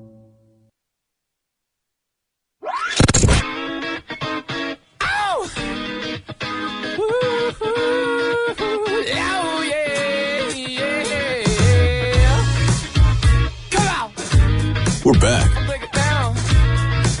with Sam Roberts Show. That's dance. All right, so Desiree's You Gotta Be can't be in this conversation. That's R&B, but that's a great... I mean, that's one of my... right. If we're talking just 90s... You got to be tough. You got to be smooth. And it's a great song. Right. Let's stick with Okay, alt-rock. Alt-rock. Alt-rock 90s. Okay, alt-rock 90s. One-hit wonders. Right, of course. So, are we putting Meredith Brooks' Bitch is still one hit wonder? Sure, that's a alt-rock. yes. Absolutely. Okay, because we're going to now also drift into pop, and you may have to differentiate at times. I think Bitch still fits into alternative rock. Yes. 866-969-1969. Yes. We're in the middle of something here. There's a developing story happening. We don't have time. Yes, we do. To start. I mean, a start. I mean, listen, we've got a lot a of whole show. We've got balls in the air right now, and I know not on your chin, in the air. And I mean, this goes right along with Troy's wedding. This is something that this is a developing story. Oh, are we finding Troy's wedding song? That might be what we have to play for his first dance. Okay. Troy, can you check with your fiance if Flagpole Sitta could be your first dance? See, of course, it's the top one. That's Troy's top one. Now, Meredith Brooks' Bitch, we're accepting. Yeah. And I'm just getting these out of the way because, you know, I love my female singer-songwriters. Is Natalie Imbruglia too pop? Yes. Or, but is it? Nope. It stays in alt-rock? That's in the list. Okay, I'm going to ask Troy's opinion on it when he's... Well, okay, we got a lot of calls coming in. But Because I'll tell you what. Go ahead. I'm also curious if we're including Joan Osborne in this. That feels very pop. Okay, 2 questions, Troy, that we need your approval on because this has to be voted upon by the public. Okay? Natalie Imbruglia, is it too pop? You know, naked, lying naked on the floor. Torn. Lying naked on the floor. Is Torn too poppy? I think so. That's kind of... Bitch, I think, might be that line. It would have to be, was it played on 120 Minutes, Okay. K-Rock, or what was the other Kennedy, the one that Kennedy hosted? Right. Alt, I want to say Alt Nation. I know, but that's say not Alt what it Nation was. too, yeah. Alternate, whatever. Whatever it was. I would say Meredith Brooks does fit into that. I would say so, yes. I think they would play that It's on K-Rock. Alternative Nation. Alternative Okay, Nation. I think Natalie Imbruglia would not fit into that. I think that, and it's my favorite song. If we're having just a 90s conversation. But if they that's it. if they put that on the Kennedy show, you'd be like, "What the fuck are they doing with this pop music on the show?" That's fair. That's fair. Which is where I don't think Joan Osborne fits either. No, if we're going by those rules, you're right. Joan Osborne does not fit. Right. You know, and this goes back into our bands that all sound exactly the same. Like, They don't all sound the same. no, but I'm saying like this. But like Gin Blossoms has more than one hit. That's not a one hit. Oh no, they're not a one-hit one At all. No, They got 4. at least. Right. They might all be the same song, but they got more. Right. Yeah, we got it. I'm glad we're talking about this because I'm semi-prepared. You are? Uh-huh. Do you have any, like off the top of your head, do you have one that's like, this is my one? This is my okay. I don't know if it's going to count though. Uh-huh. Does Deep Blue Something fall into this? That's a rock song. Breakfast at Tiffany's. Of course. I was just scrolling through all the Deep Blue Something songs in my head. I would vote yes. Because that's definitely top 5 for me. Really? You love that song? I love that song. Even though, like, we got nothing in common. Yes. That's the whole crux of it. I guess that's the one thing we got. Oh my Yeah, God. yeah. That's absolutely in my top 5. I think that. Troy, Yeah. Deep Blue Something, Breakfast at Tiffany's? Yes. Okay, I'm going. All right, that's all of us then. Deep Blue Something is on the list too. Blues Traveler would be on the list had they not come out with Hook. Yeah. No, they don't count. They're too successful. Right. Leonardo. Yeah. Right. Not to, All right. Yeah. Thank you, Brian. I can't believe this band had 2 hits. So we can't put them on. I would have bet my mortgage that this band was going to go far. I would have been homeless. Thank God you checked on that. This is the song I was listening to on the way in. That's a good song. It's great. I guess I always thought it was funny because like I was listening to this song and I'm like, that fucking guy does not hang out with Leonardo DiCaprio. I have never heard of this band before. They're not that famous. All right, but they can't be on the list. But they are, no, 2 they're hits. They're not One on too the many. list. Yeah. Look at you vibing over there, Malcolm. This is sick, right? Malcolm loves 90s. You do? Yeah. I We do, pulled yeah. out I do Toadies like the this other stuff. day. Like, nobody his age knows who the Toadies What is it are. with all our interns loving? They rule. Eras- They It's a understand. It's a radio thing, I think. 90s and early 2000s. People just know They it's love the it. shit. They know. Yeah, genuinely, yeah. Yeah. Oh, I've got a good... Okay. Go ahead. You keep going. I'm writing. This is one. Matt in Queensbury. Hey guys, so Flagpole Sitta, great song from 1997, but not even the best one-hit wonder from that year. That's Bittersweet Symphony by The Verve. Yes, that needs to be on. That Yeah. also might be in my top. And then, I get that. That's a. but He's the opening for greatest, I saw. Go ahead. the greatest alt-rock one-hit wonder song from the 90s has to be Inside Out, the Heart in the Blender song. U6. But is Eve 6, what year did it come out? I want to say 96, 97. Was it that? Let me tell you, this is how I'm figuring stuff out. It's on 90s on 9. Okay. Eve 6 Hard in the Blender. And they only had... Rather than 7 Mary 3 thing. I don't think anybody can. Of course. Come on. Of course. Yeah. And what's this? Tell me again. I was writing stuff down. Who sings it? The Breeders. And what's the name? Cannonball. Right. All right. He's like, I don't know this. No. I know it from the minute it clicked in. The minute the lick played. Can I was tell like, you yeah. something? What? Olivia Rodrigo had them open at the Garden. Every parent was going nuts with the song. This is a classic. 100%. It's on This the could list be on- immediately. okay. 100% immediately made the list. So here's what we've got on my list so far. As we're calling in 866-969-1969. Harvey Danger, Flagpole Sitta got the conversation started. We got Meredith Brooks, Bitch. We got Deep Blue Something, Breakfast at Tiffany's. New Radicals, Get What You Give. Eagle Eye Cherry, Save Tonight. The Verve, Bittersweet Symphony.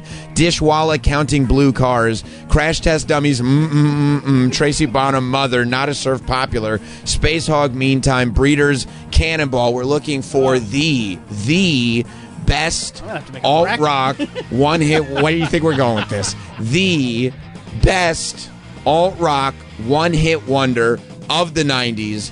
And we go to Greg in Arkansas. What's up, Greg? Well, I got two. First one is Blur, Song 2. That's from one. 97.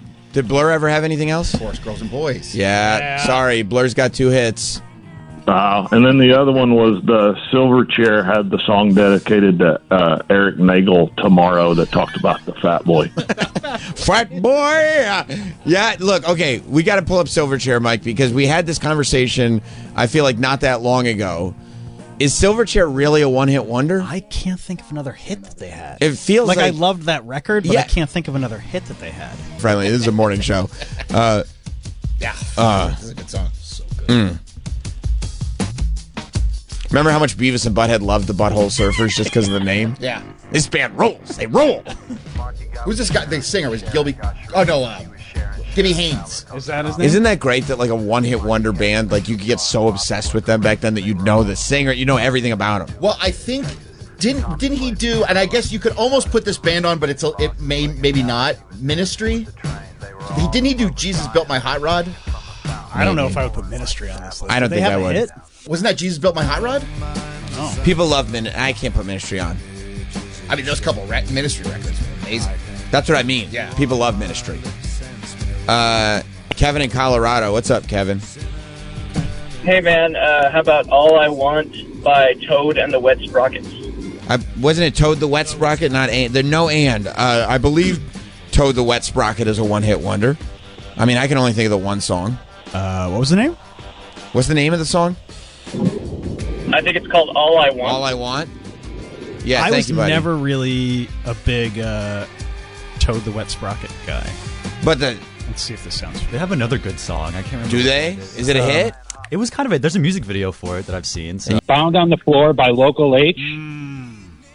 Okay. Or Better Than Ezra. Troy, you agree? Yeah. This is argument to be made. Career, right? There's a huge difference between. This is definitely a remix. Yeah. Is it? Yeah. This is from the 90s. That's a remix, though. That was not on the original. And those laser sounds weren't either. They jazzed it up for the 90s channel. Yeah, I guess they do because like this is the only track on the 90s channel. Yeah, this is. I can't give it to Okay, it. no, it's fine. Okay. You understand what I'm saying? Firewater Burn was kind of like but The Bad Touch was their big song. That was their big song, and most people only know that song, but there's a whole catalog. Right. That people love. We got one. Okay. This is going to be a genre question. Boy, here we go. Yep. But I'm going to fight hard for it. David in Ohio. Yeah, I was kind of wondering it when I called in with it, whether or not it would make it, but Loveful by the Cardigans. Man, I've got to tell you, that Romeo and Juliet soundtrack was iconic, even 100%. 100% right, and I'm actually adding it to the list. That's the last one for today. It's the last suggesting. Okay. Edwin McCain, we're going to take a break. We'll be right back with Jared Freed after this. We will be right back with Sam Roberts Show.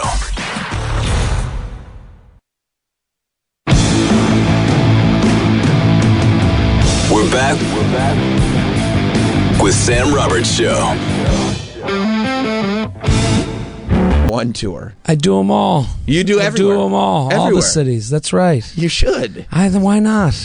How are you? Good to see you. The Verve, Bittersweet Symphony. Yeah. Love that song. That song brought it. Didn't they get accused of like stealing?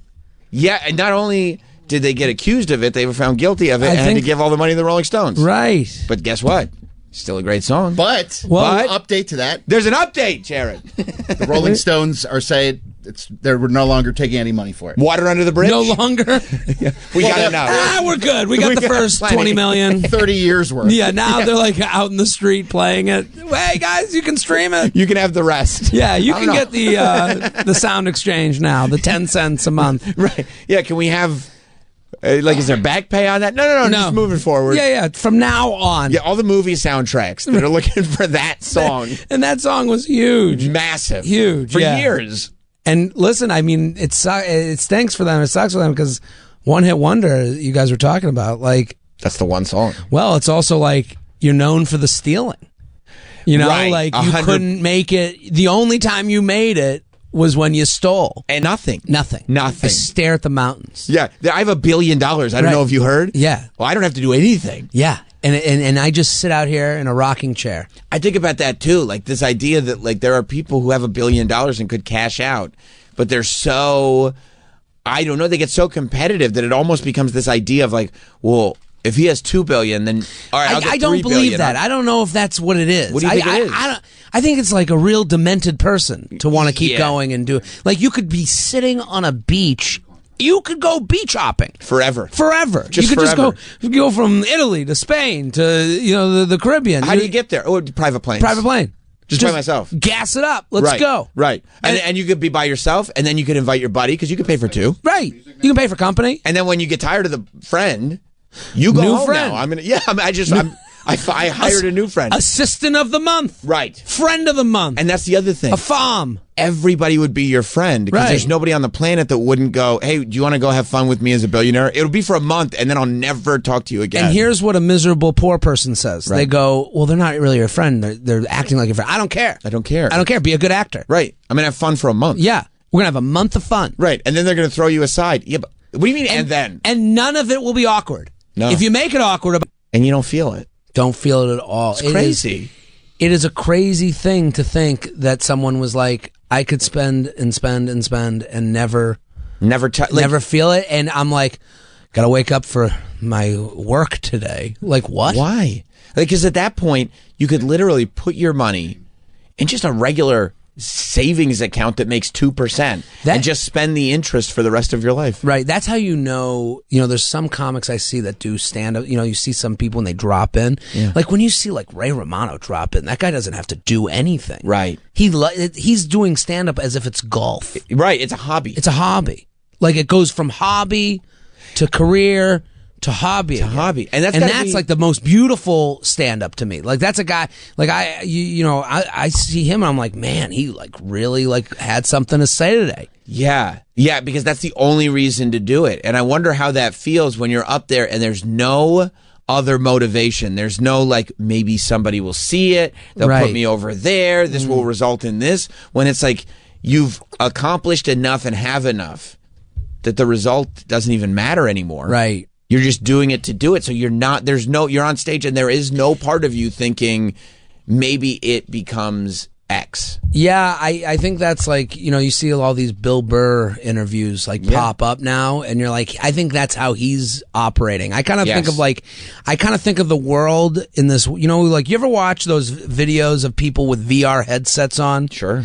And they're on a high building on the VR headset and they're freaking out. Right. And you're watching them in like a conference room like, ooh, ooh, like crying. Yeah. Because they're like, I'm on the high building. I think the people like doing well in life are the ones that realize that we have the VR headset on. Right. They're in the conference room. The people that are doing well are acting as if they know the conference room, nothing matters. That's right. And we're all wearing VR. This sounds like I'm like lost my mind. No, but I'm with you. I'm with you. VR, we are all the people that are not doing good in life, that are really stressing out. They're wearing that VR headset. The people doing well are the ones like, you're never gonna fall. Yeah, because at a point they realize like, I've gone as far as you can go, right. And I found nothing matters. Nothing matters. It doesn't. Not one. That comment that bothered you, that thing that didn't work out. It's not real. You just keep going. It's not real. Right. It's all not real. Right. And yes, there's consequences, there's pros and cons in life and all those things, but honestly, you're going to be within 10% of where you would have been if you'd worried. So why not just fuck it? And in 10 years, you won't remember any of these. None of it. None of it. I remember like 4 days of my life. Yeah. Yeah. And they're great. Yeah, they're pretty good memories. I have sometimes a memory hits you and you go, oh, whoa, that's embarrassing. Let me bury that. Called my teacher mom once. That oh my God, that's haunted me for years. So yeah. Well, do you feel like you're at a point in life where you're still wearing the headset though? Like with that knowledge, with that belief. Yeah. Can you then take that and say, okay, well, I'm not a billionaire, but these things that I'm worried about, let me look at them from the perspective of if I was, and therefore I don't get so bothered by it, or are you still wearing the helmet? I think I'm starting to wean myself off of the helmet. Mm-hmm. Like I feel like, especially when I see especially with like the stand up world of like people putting out clips, the clips economy, so to speak. Sure. I got to do crowd work. Right. When I see someone doing crowd work, like I put out stuff, if something gets yelled at me, okay, we had a moment. Right. I pay to film the sets. All right, we had a moment. I paid to, let's get it. Let's use it. If a clip happens, it should let it be. Right. But I'm not like sitting there like at the end of my set. Any questions to me? Does that happen? That's going on right now. What do you think? Every clip is any questions? Any questions? Because you want the crowd work clip. Right, because then... Because you don't want to blow your material. You don't want to blow your material. You maybe write a couple jokes that are topical. Any questions? And then it looks like you came off the dome. But it started with any questions. Any questions? Can you imagine? No. You go to a show, and that's weird, because now Hideous. the show has become... Right, the show is now...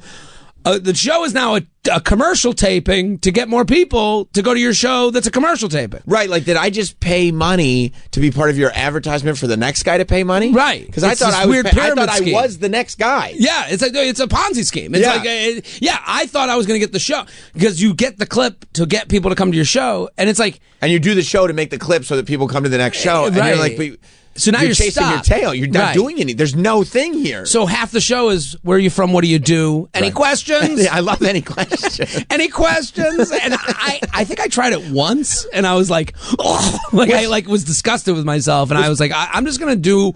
Because it's easier. Any questions is easier than like, here's this bit that's like half worked out. It is, but that's what you do on the road. You go and you try and get a set to be a special. Right, but usually you in the past it was you're making the special because you want to have a special, not I want an hour so I can cut it into clips. Right. Well, I just taped an hour. It's a one story. That's great. I love that. But I'm like, that's a version of me knowing I don't care about the VR headset. Right. Because it's a 1 hour story about going to the beach with my parents. Probably not going to make great clips. It is not. It's like the opposite.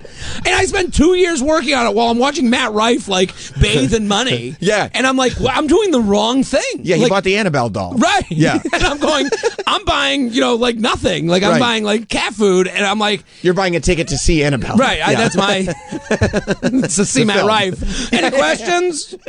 Yeah. Because I've never been to a show and got like, oh, I better prepare some questions. Right. Like I've never been to a show and thought to myself, I have some questions for the artist here. Well, this is also like the TikTokification of things, where the person who bought a ticket because they view the crowd work, they consider themselves, I'm paying to be part of the show. I think that's a part of it. It's also, I want to be in the room with the person that I see on my phone. Yes. I think that's a big element, which I can't really hate on. No. I just want to be around this person that I have formed this relationship with. Like, if that's why someone goes to a show, we're doing two different things. That's okay. Right. It's not based on the material. It's based on, this is a famous person to me. Right. I want to be in close proximity. It's like a Bravo celebrity. Right. Going on the road. Right. I can't really. That's not what you do. Right. I can't really get upset about that. Like if you go to see a Bravo celebrity, you might have questions. Yeah. And when they say any questions, It's like, yeah, I'd love to contribute. I've got a few. Yeah. Right. But I've never been Did you hook up? Right. Are you really divorced? There's like a bunch of questions. But for there to be, like for that show, for there to be a Q&A portion, that kind of makes sense. To go to a stand-up show and there's a Q&A portion, it's like, well, I haven't seen this. Yeah. Any questions? Yeah. Polling the audience. Yeah. But then you have a choice, right? It's like either this is what people are doing and they're successful, so I'm going to do it, or that's the problem. Just have faith in, I'm going to do things my way. I think it's good. I've built an audience around it. Right. I'm just going to do it my way better and let the better be. I do have this shot of like anxiety where I'm like, so you had like a through line? You're stupid. Yourself. Yeah, I'm like, what are you, an idiot? Yeah. Like, you think you're smart? You're not even you're an econ major in college. You don't even know how to write a story. What are you talking about, Jared? And then I'm like, you think you're above it? Yeah, you think you're like this artsy fartsy loser? Right. And I'm like, no. And then I'm like, this is me talking to myself in the mirror, No, I swear. And then there's like funny jokes. I can make clips. No, you can't. This is how will they understand what that means at the end if you don't have the beginning? No, you're right. You're right. You make a good point. Talking to yourself. This is me talking to myself. Yeah. Well, I mean, you got to figure it out. Times are tough. Times are weird. Times are weird. I go on the road. I was just in Spokane, Washington, and you go on the road and you're like, see these towns, and like every town now is like telling you how ruined the town is by the other party. Sure. So like no matter where you go, it's like that group ruined this town. Either woke immigrants or MAGA. It's both. They just blame each other. Right. They're just like, that's what did it. Right. And you're like, and I walk in like with no opinion. Sure. I'm just like, yeah, this is a shithole. That's okay. Yeah. I'm really interested in why. Right. Why? I mean, you guys could all figure it out amongst yourselves. It's right. Just come to the show. Come to the show. You have a nice river. It's beautiful. Yeah. I don't know. I can understand living anywhere. That's like the weird part. Like I just moved to Delray Beach. I'm living down there. Yeah. How do you like it? Love it. You do? I Love it. I live 2 blocks from the beach. I bathe in the waters of the Atlantic. In the salt water. I get just in touch with God in there. And I have a coffee and I just sit and look at the sea. Yeah, they got coffee there. They have beaches. Wow. Delray Beach. How long have you been there? So I was like, I'm going to try it over the summer. I'm going to see if I can make this work where I live there, travel to shows, come here when I have to come here. Right. And then... So you're not necessarily in the city doing spots, or you are? I did last night. I did the night before. So like when I'm here, I do spots. But okay. Yeah. But it's like, I was like, I was doing this thing where like I would do spots every night. So there was no differentiate. Like I just wasn't even like, I needed the barrier. Sure. I'll just do that, with my nights. Sure. And I wasn't taking nights off, and I would, just. And it's almost like, are you even consciously working on anything, or are you just doing it? Right. And then I'm on stage being like, any questions? Right. And then, right. I don't know. This all feels so repetitive. Yeah. I don't even know what I'm doing anymore. Right. So, yeah, but I'm like near my parents, which is cool. Which is cool, but also enraging. Like I go golf with my dad all the time. You do? Yeah. Did you have so is this like you going, I got to remember who I am as a human being? Because I feel like that happens sometimes with not only stand-ups, but people in entertainment where you're so wrapped up in this thing of like, I have to build this audience, I have to do this, I have to do that you forget who you were before you came in, you forget how to be a person. Yeah, you forget how to it's, 9 to 5, I envy that a little bit. You do. To turn off your brain, you leave work, you turn it off, and you come back the next day refreshed and ready to go. I'm thinking about this all the time. Of course, because it could be 2 o'clock in the morning and somebody's like, you didn't do a clip? Oof. Right. Oof. Would have been so different if you were just on a clip. Just you're not really directing any questions to the right people. You had some good questions in there. You didn't do a clip of them? That one about asking the woman if she's dating the guy. You went to the beach, no clip? No clip. I mean, no wonder. You're in the ocean. This is totally your fault. Yeah, this is like, you have those stresses, and then it's like, now this has helped me, I think. But I like it. I like that. It feels like could be a real life. Yes. And I think a lot of comics, again, wear that headset of like, I got to make sure I do it. Because I have comics coming to me going, is it working? Being a person? Yeah, right. Yeah. Like, wait, you moved where? Like, they're so interested. You can see like the zoned in, like, can it work? And except then you'll observe them and they're doing your version of being a person, right? They're like, no, I want to separate myself. And it's like, but you're just like, you got to separate yourself into doing what you want to do, not what Jared Fried is doing. Well, yeah, like now all of a sudden I see them in Delray, like I did it too. Yeah, no, it's not supposed to.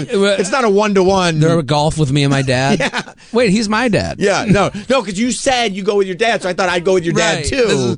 And I'm making clips and I'm asking questions. Yeah, I think it's all good. Do you have to go? Are you on a schedule? I have to be. What time is it? 10:35. I got 10 minutes. Then let's hang. All let's right. hang. Let's hang. Yeah. I didn't want to keep you longer. No. Okay. You're good. Good. Well, now I'm on a schedule.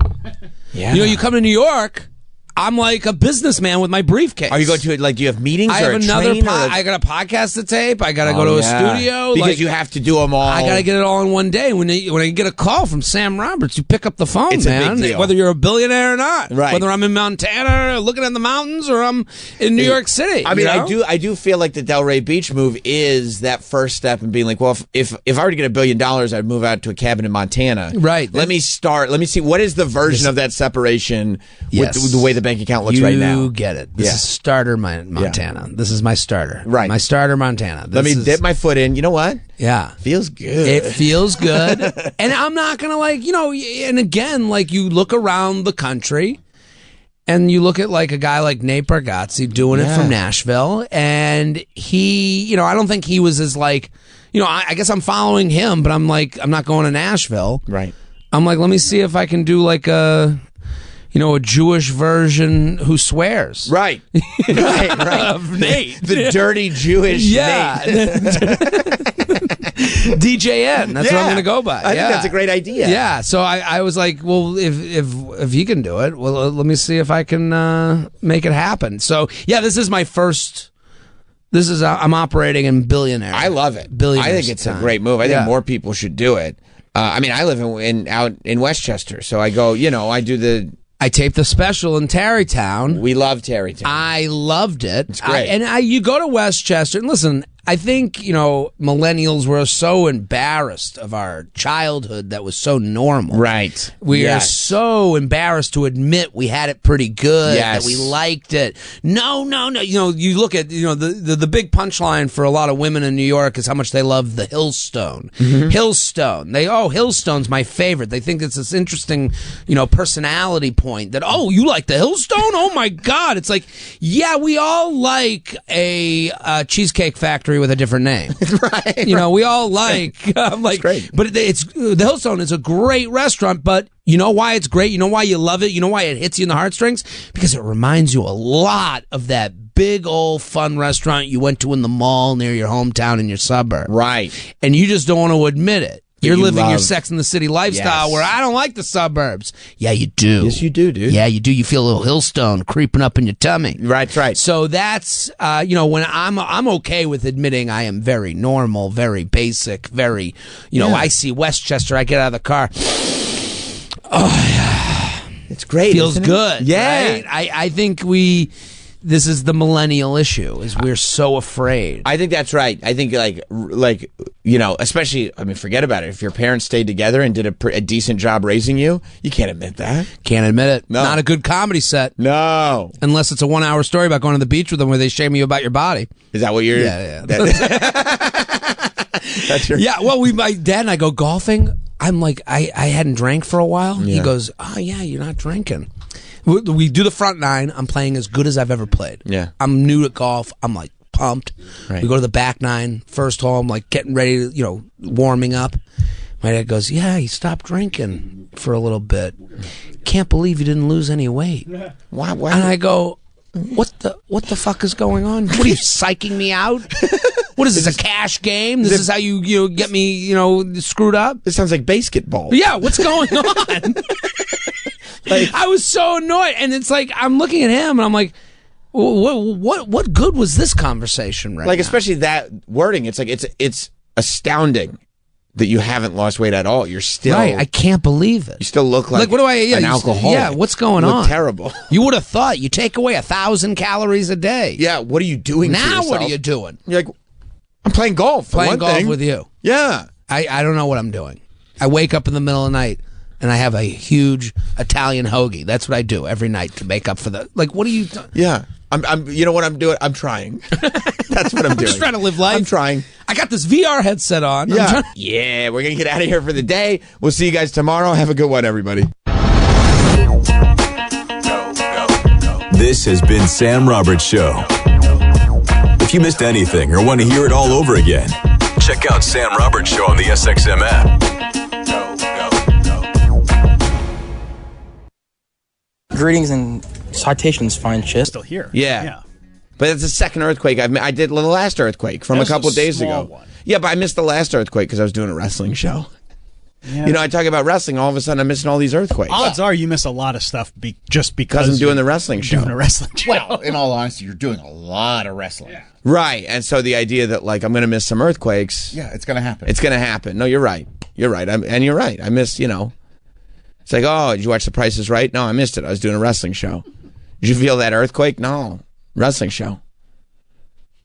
Did you find out about the air quality alert? I don't know anything about air quality. I'm inside all day doing wrestling shows. I don't know what to do. I don't know about air quality. Air quality seems fine. They're blaming it on Canada again. Enough with the Canada. Just in general? I mean, if they're going to fuck up our air every single summer, like they did this last summer. And I think the summer before that. What are they doing up there? What was it last summer or the summer before? It was like apocalyptic here. I think that was last summer. I think that was last summer. Feels like forever, but I think it was last summer. And I'd love to blame it on Trudeau, but he's not even the guy over there anymore. It's the new guy. He's gallivanting with Katy Perry. That's right.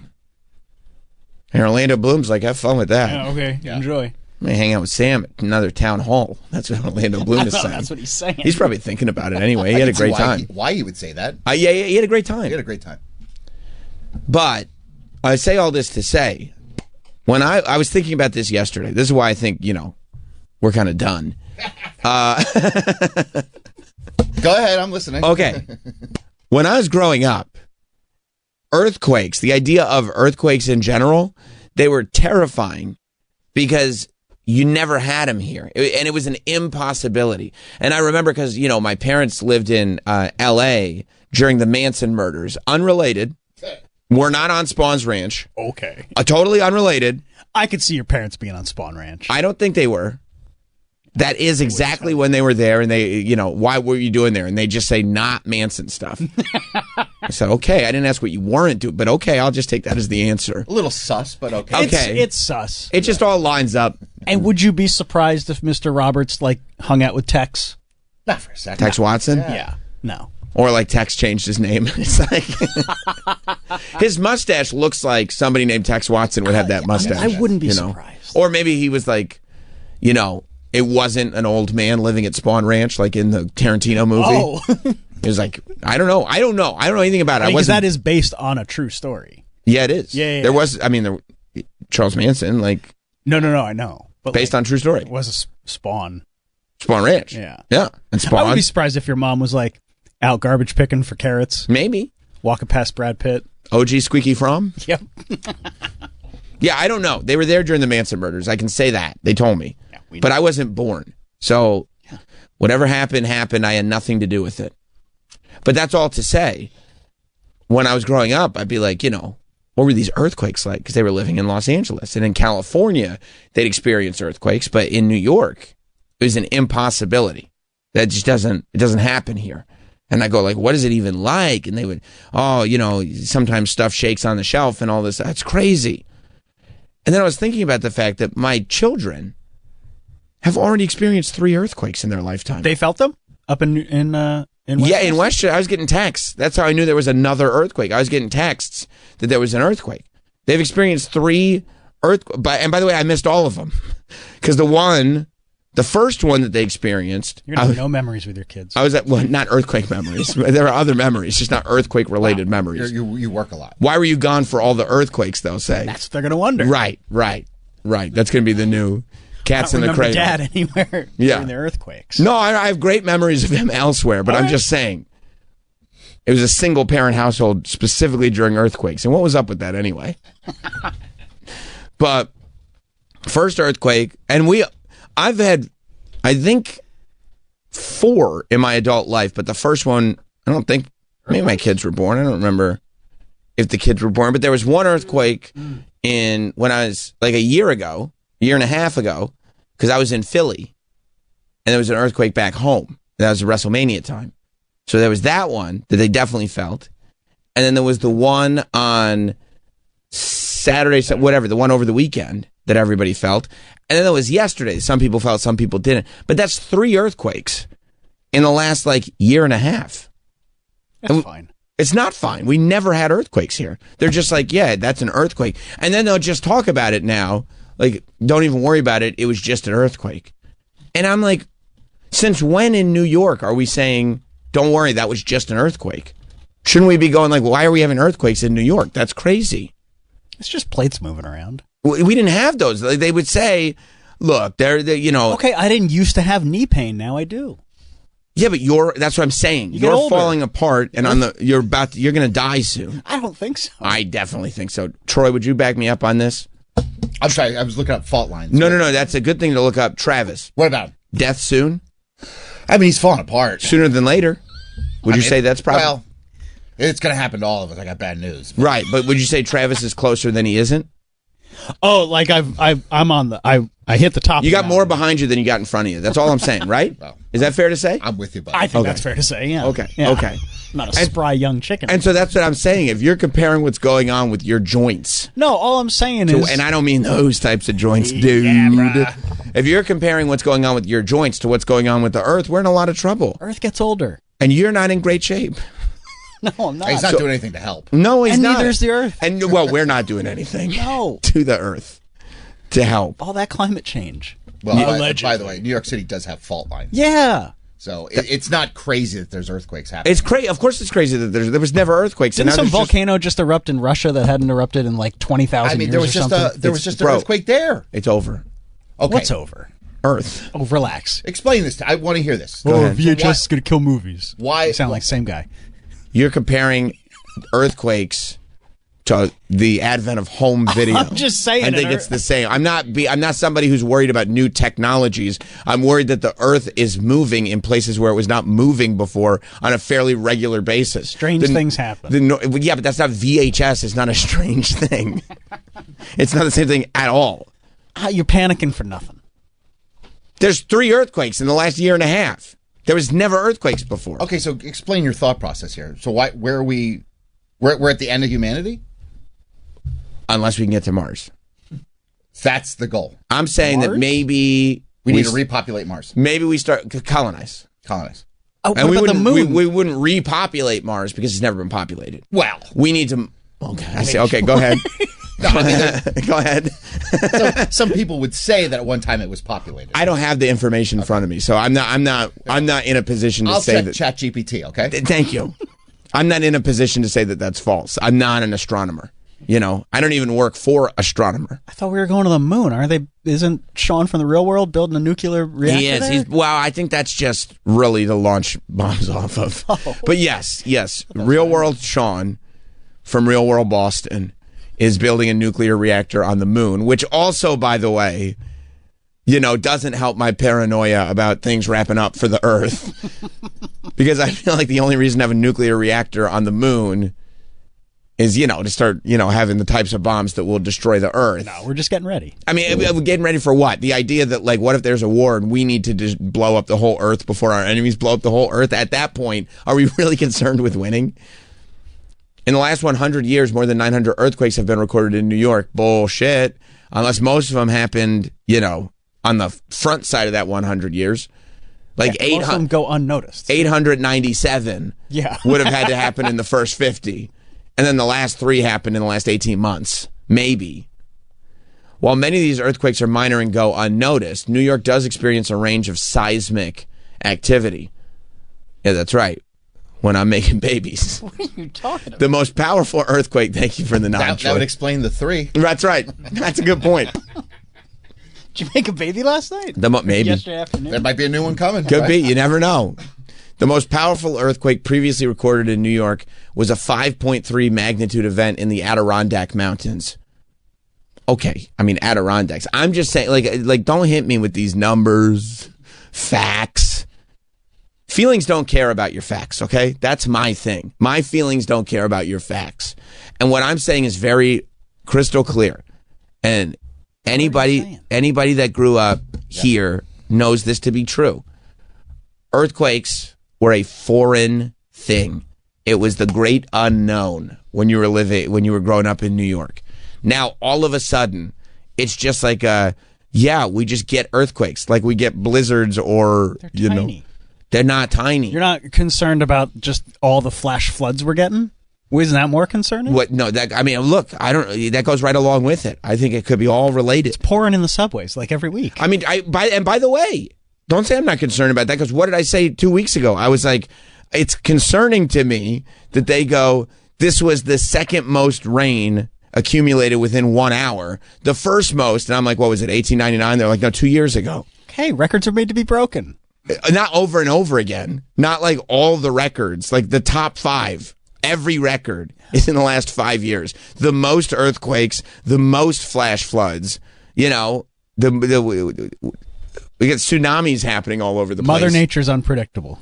And people are eating cheeseburgers. So you forgot about that. Where is that? Can we loop this in? Well, I'm not 100. Okay, people really enjoy cheeseburgers. So where do cheeseburgers come from? Cows? Cows are farting.